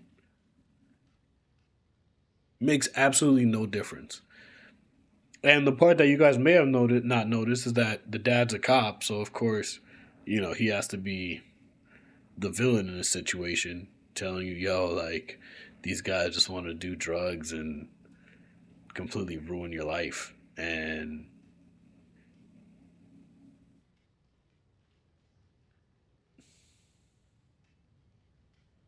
this is just the victim mentality, the whole, like, this propaganda of wanting to live the life of a rebellious teen constantly is so dumb. Like, listen, guys, we got our teenage years. It's time to, like, step out of it now, okay? The thing is, too, like, most people don't even enjoy their teenage years, right? Because of all the changes that's happening, all the pressures that you get out of high school and doing all that stuff. Like, why would I want to keep reliving that and play an interactive game about that? Like, that just sounds so boring to me. I don't want to go back to high school for what? Here's the gameplay, which honestly, would you guys have guessed, there's really not much to talk about here. I mean, quite literally every single game action is just press buttons just because. This is such a key jingling simulator. Ew. Make the character Like, what tap is to a that? song just because. Float the character into some boxes just because. Do some skateboard tricks just because. The entire thing just feels like they put those elements into the game just so they could technically qualify this as a video game, likely because these guys wouldn't be able to cut it making a movie. Like, look at that. What is that animation for the books flying around? Trash. And the character, it literally looks like you have the character on your mouse just stuck there and you're just dragging her around like a tab. Like, what? How is that enjoyable? Honestly, makes a lot of sense when I look back on some of these positive reviews as, That's well, fun. it does feel like we have a lot of wannabe film critics trying to review a wannabe filmmaker's game. This game is literally just a soundtrack. Turn the music off, you just turn off the game entirely. There's nothing else to it. Now, before any of these critics hop in here and say, oh, well, you just don't get it. You don't understand what this game is trying to do. No, look, I understand the message that this game is trying to send, and I would never try to understate the importance of music here. Music can be a moment captured in time. You can remember easily when and where you heard a song, who recommended it to you, what life felt like in that moment when you were listening to it. And I had those exact same nostalgic connections with this game. When they played Sensitive to Light by Rainbow, I immediately got a flashback of the time my friend Mike had me listen to Ronnie James Dio for the first time, and how it became the only thing that we listened to for like an entire year. Hell, even the part where you sneak into the shutdown theme park reminded me of the time that my friends and I had snuck into our local zoo after hours with beer to be able to impress a group of girls. This game does remind you of things, but it doesn't do anything with that. The game doesn't try to build on that. It doesn't try to bring you any closure. It doesn't even try to say anything meaningful. It's just like, man, memories. Am I right? Man, wasn't it so much better back then? Everybody just misunderstood me. They didn't realize how special I was. They were so wrong. It's just millennial slop because my unfortunate generation has nothing of value to bring from the past other than just wishing that they were still living in it. I just do not understand how a game like this could be held in such high regard among some of the greatest games in history when it's not doing anything special other than spending a bunch of money on licensed music. Like, how do people not understand why players are upset right now? A game that is reminding you of your life is not the same thing as a game being well written. A song that's making you nostalgic is not the same thing as a game that is earning that emotion. That's the part that these reviewers seem to keep blending together in a lot of their reviews, and they let them give this game a perfect score. Look at every single one of these reviews. It's always the soundtrack that's being mentioned. It's the most notable thing about the game because it is the most notable thing about the game, because beyond that, there is just absolutely nothing. That's what players are complaining about right now. But instead of responding to that, instead of meditating on that, the second that this game came under fire from players, it got AstroTurf faster than anything I've ever seen. I mean, we even have Xbox out here putting out a statement saying just because you're not personally into a game doesn't mean it's a bad game. Then you also have people that are saying Mixtape is coming under fire for not having gameplay, which just isn't true. So you guys are just flat out lying now, apparently. Then there's also the usual defenses that have been rolling through. It's not for you. If you don't like it, don't play it. And all of this is just ignoring why people are upset. Because the issue is not that some people like Mixtape. Like, fine, go ahead, like it, enjoy it, have your memories, cry to the soundtrack. I don't care. The issue is that this is not a great game or even a good game or even a game that I would consider being a video game. It's just not representative of the hobby. It doesn't belong next to the games that it has now been elevated to stand beside. It is stealing valor from indie games while also being funded by some of the richest people in the world. I mean, they're sending out custom CD players and headphones in their press kits. And well, I mean, I think at this point, at best, you could have made it like an iPhone game. Like just an interactive iPhone game. Not a full game that you have to spend actual money on to... You know what? Let me actually see how much this game costs. Let me see how much this game costs. For an interactive movie right now.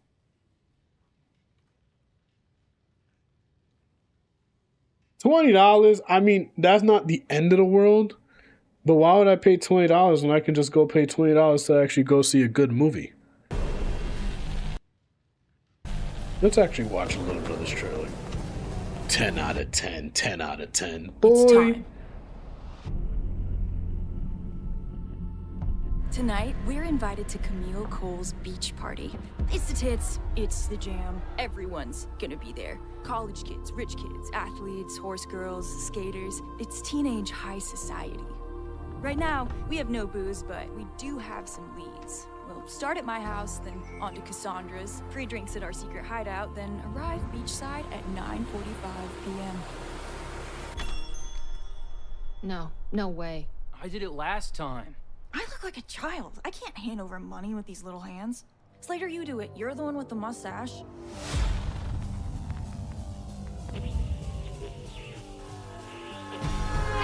Go eat it! You are expelled, Stacy Rockman. If I find you at that party, and I will find that party, you'll spend 24 hours in detention. I promise you that. 24 hours. What are we gonna do? What's demanded of us? It's the cops. Be chill. It's chill. Oh no.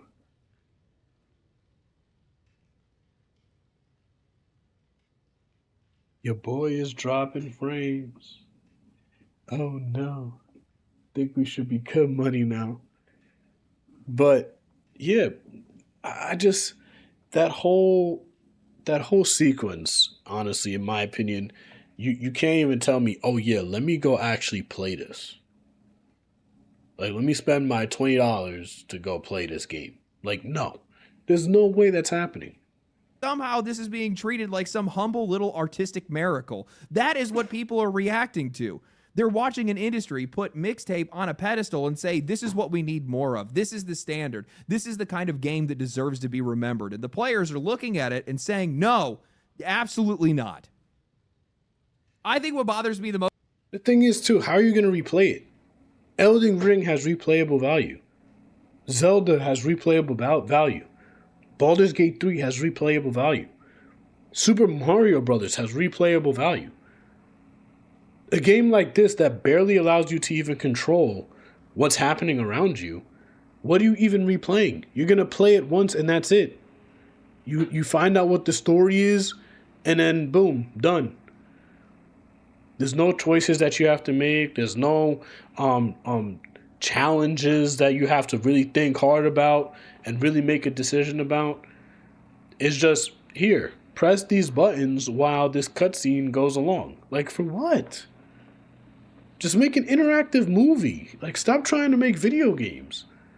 It's mad disrespectful. Like, when I go sit down and play a game, I'm saying, you know what? I'm actually going to challenge myself today. If I am tired and my brain wants to fall asleep and just wants to just chill, there's no way I'm loading up a video game. You want to know why? Because I know that I'm not going to be able to focus and it's just going to frustrate me because there's actual challenge and actual thinking that needs to be involved when playing a video game. But when I want to just sit down, relax, watch a movie, watch some anime, I can do that and just turn my brain off and just watch and not have to think too hard. And just enjoy the entertainment, right? I'm not going to sit, and that's another thing too, I don't sit at a particular desk chair in order to watch a movie. I'm going to go sit where I'm comfortable and relaxing, right? But when I'm playing a game because I need to focus, lock in, and ensure that I win, I'm going to sit up at the desk because I need to focus, lock in, and really think about the challenges that are ahead of me. But when you got a game like this that's just pumping out a movie with buttons, what's the point? You're just trying to you're stuck in between two worlds that make absolutely no sense. They're like completely different spectrums. But when they come together properly, that's when you have a good game. Most about mixtape, and this is probably true for a lot of other people, is that everybody can see what's going on. Okay? Like, we're not the crazy ones here. The math doesn't math. This just doesn't make any sense. This game is getting far more praise than it deserves. And the minute the players start talking about that, the minute they bring that up, all of a sudden everybody wants to start acting confused. Oh, We got another victim of the culture war here. No, that's not what this is. Stop doing that. This is a short, expensive, heavily curated nostalgia product that's being paraded around like it's an indie darling that is somehow now in the same conversation as some of the greatest games ever made, and it's been defended since the moment the game came out. But it's also just not that good. Like, not even close. People are sick and tired of being gaslit, of being told that something is important by people that already want games to be a lot less like games to begin with and a lot more like things that they're interested in. Politics, music, film, things that have nothing to do with games. This game represents that to them. That's exactly why this has become such a huge flashpoint in a lot of cases. You are placing this game in the same conversation, likely also in the conversation of Game of the Year, because of course they're going to try to do that. But Insane. You're putting it in the same conversation as some of the greatest games ever made. Zelda and Baldur's Gate 3. And I'm trying to think of all the 10 out of 10s in the industry. I'm sure there's probably a GTA in there and maybe a couple of other things as well. There's tons of games that have gotten 10s out of 10s, but they're like the pinnacle of the Sekiro. games industry. That's why none of this makes any sense to anybody. But you know, I think it would be different if this was just a discussion based on taste, on personal taste. Like, oh, they just really like this game. But like, these review scores mean something. Players recognize that. They know that these game scores still, sadly enough, hold weight in the games industry, shape conversations, and also shape the future of games themselves in some cases. That's the reason why people are so upset. Players know what these scores mean. They know what they can end up doing.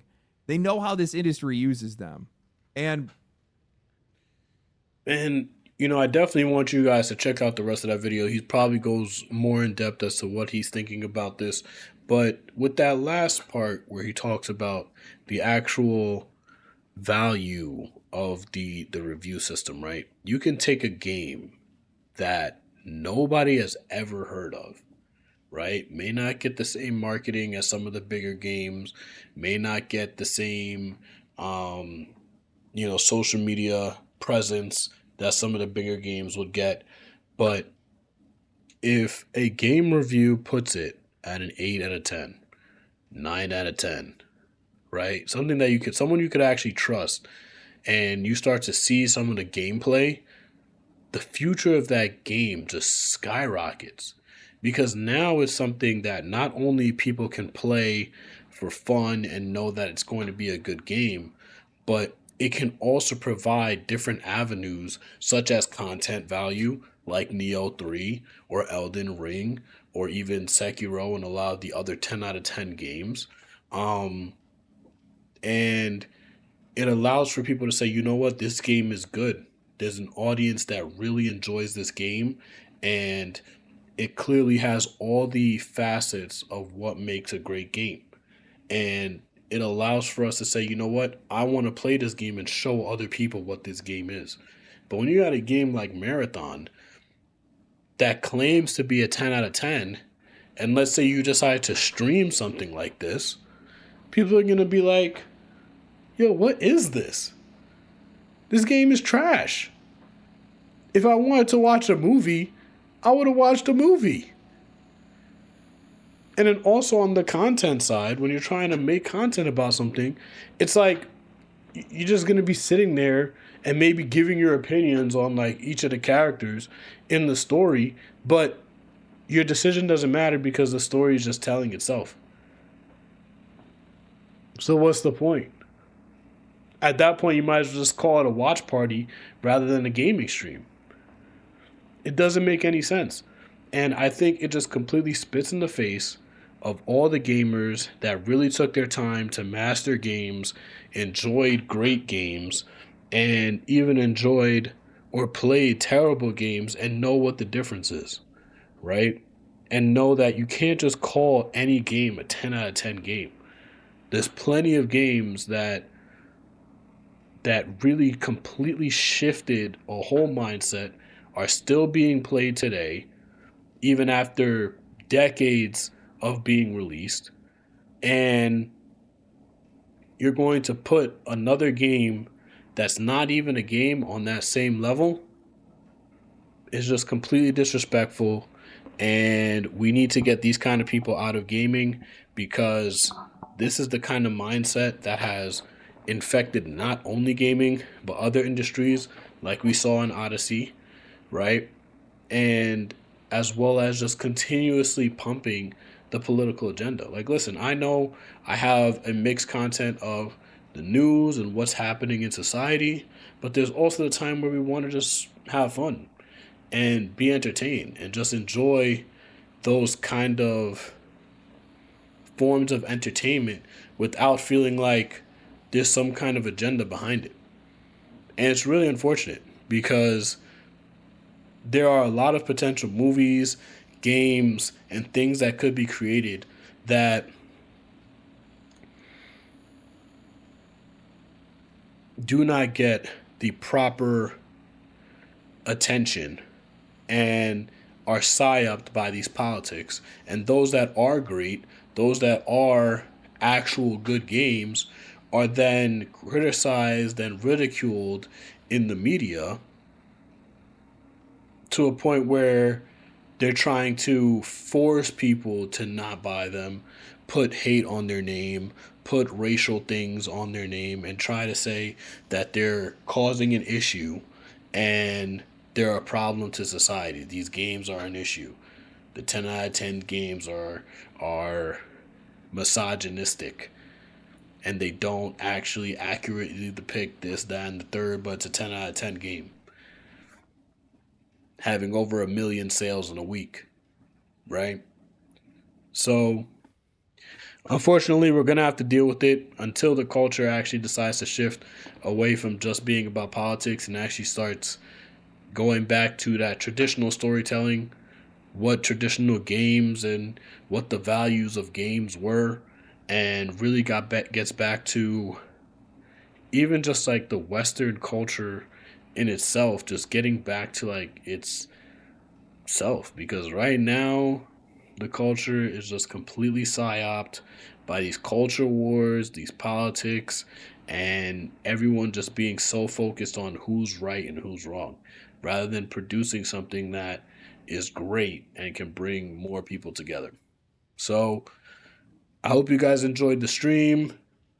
Make sure you like, subscribe, turn on notifications. I'll put up some clips of this stream for you guys to enjoy, for those of you who couldn't make it. And as always, stay glitched.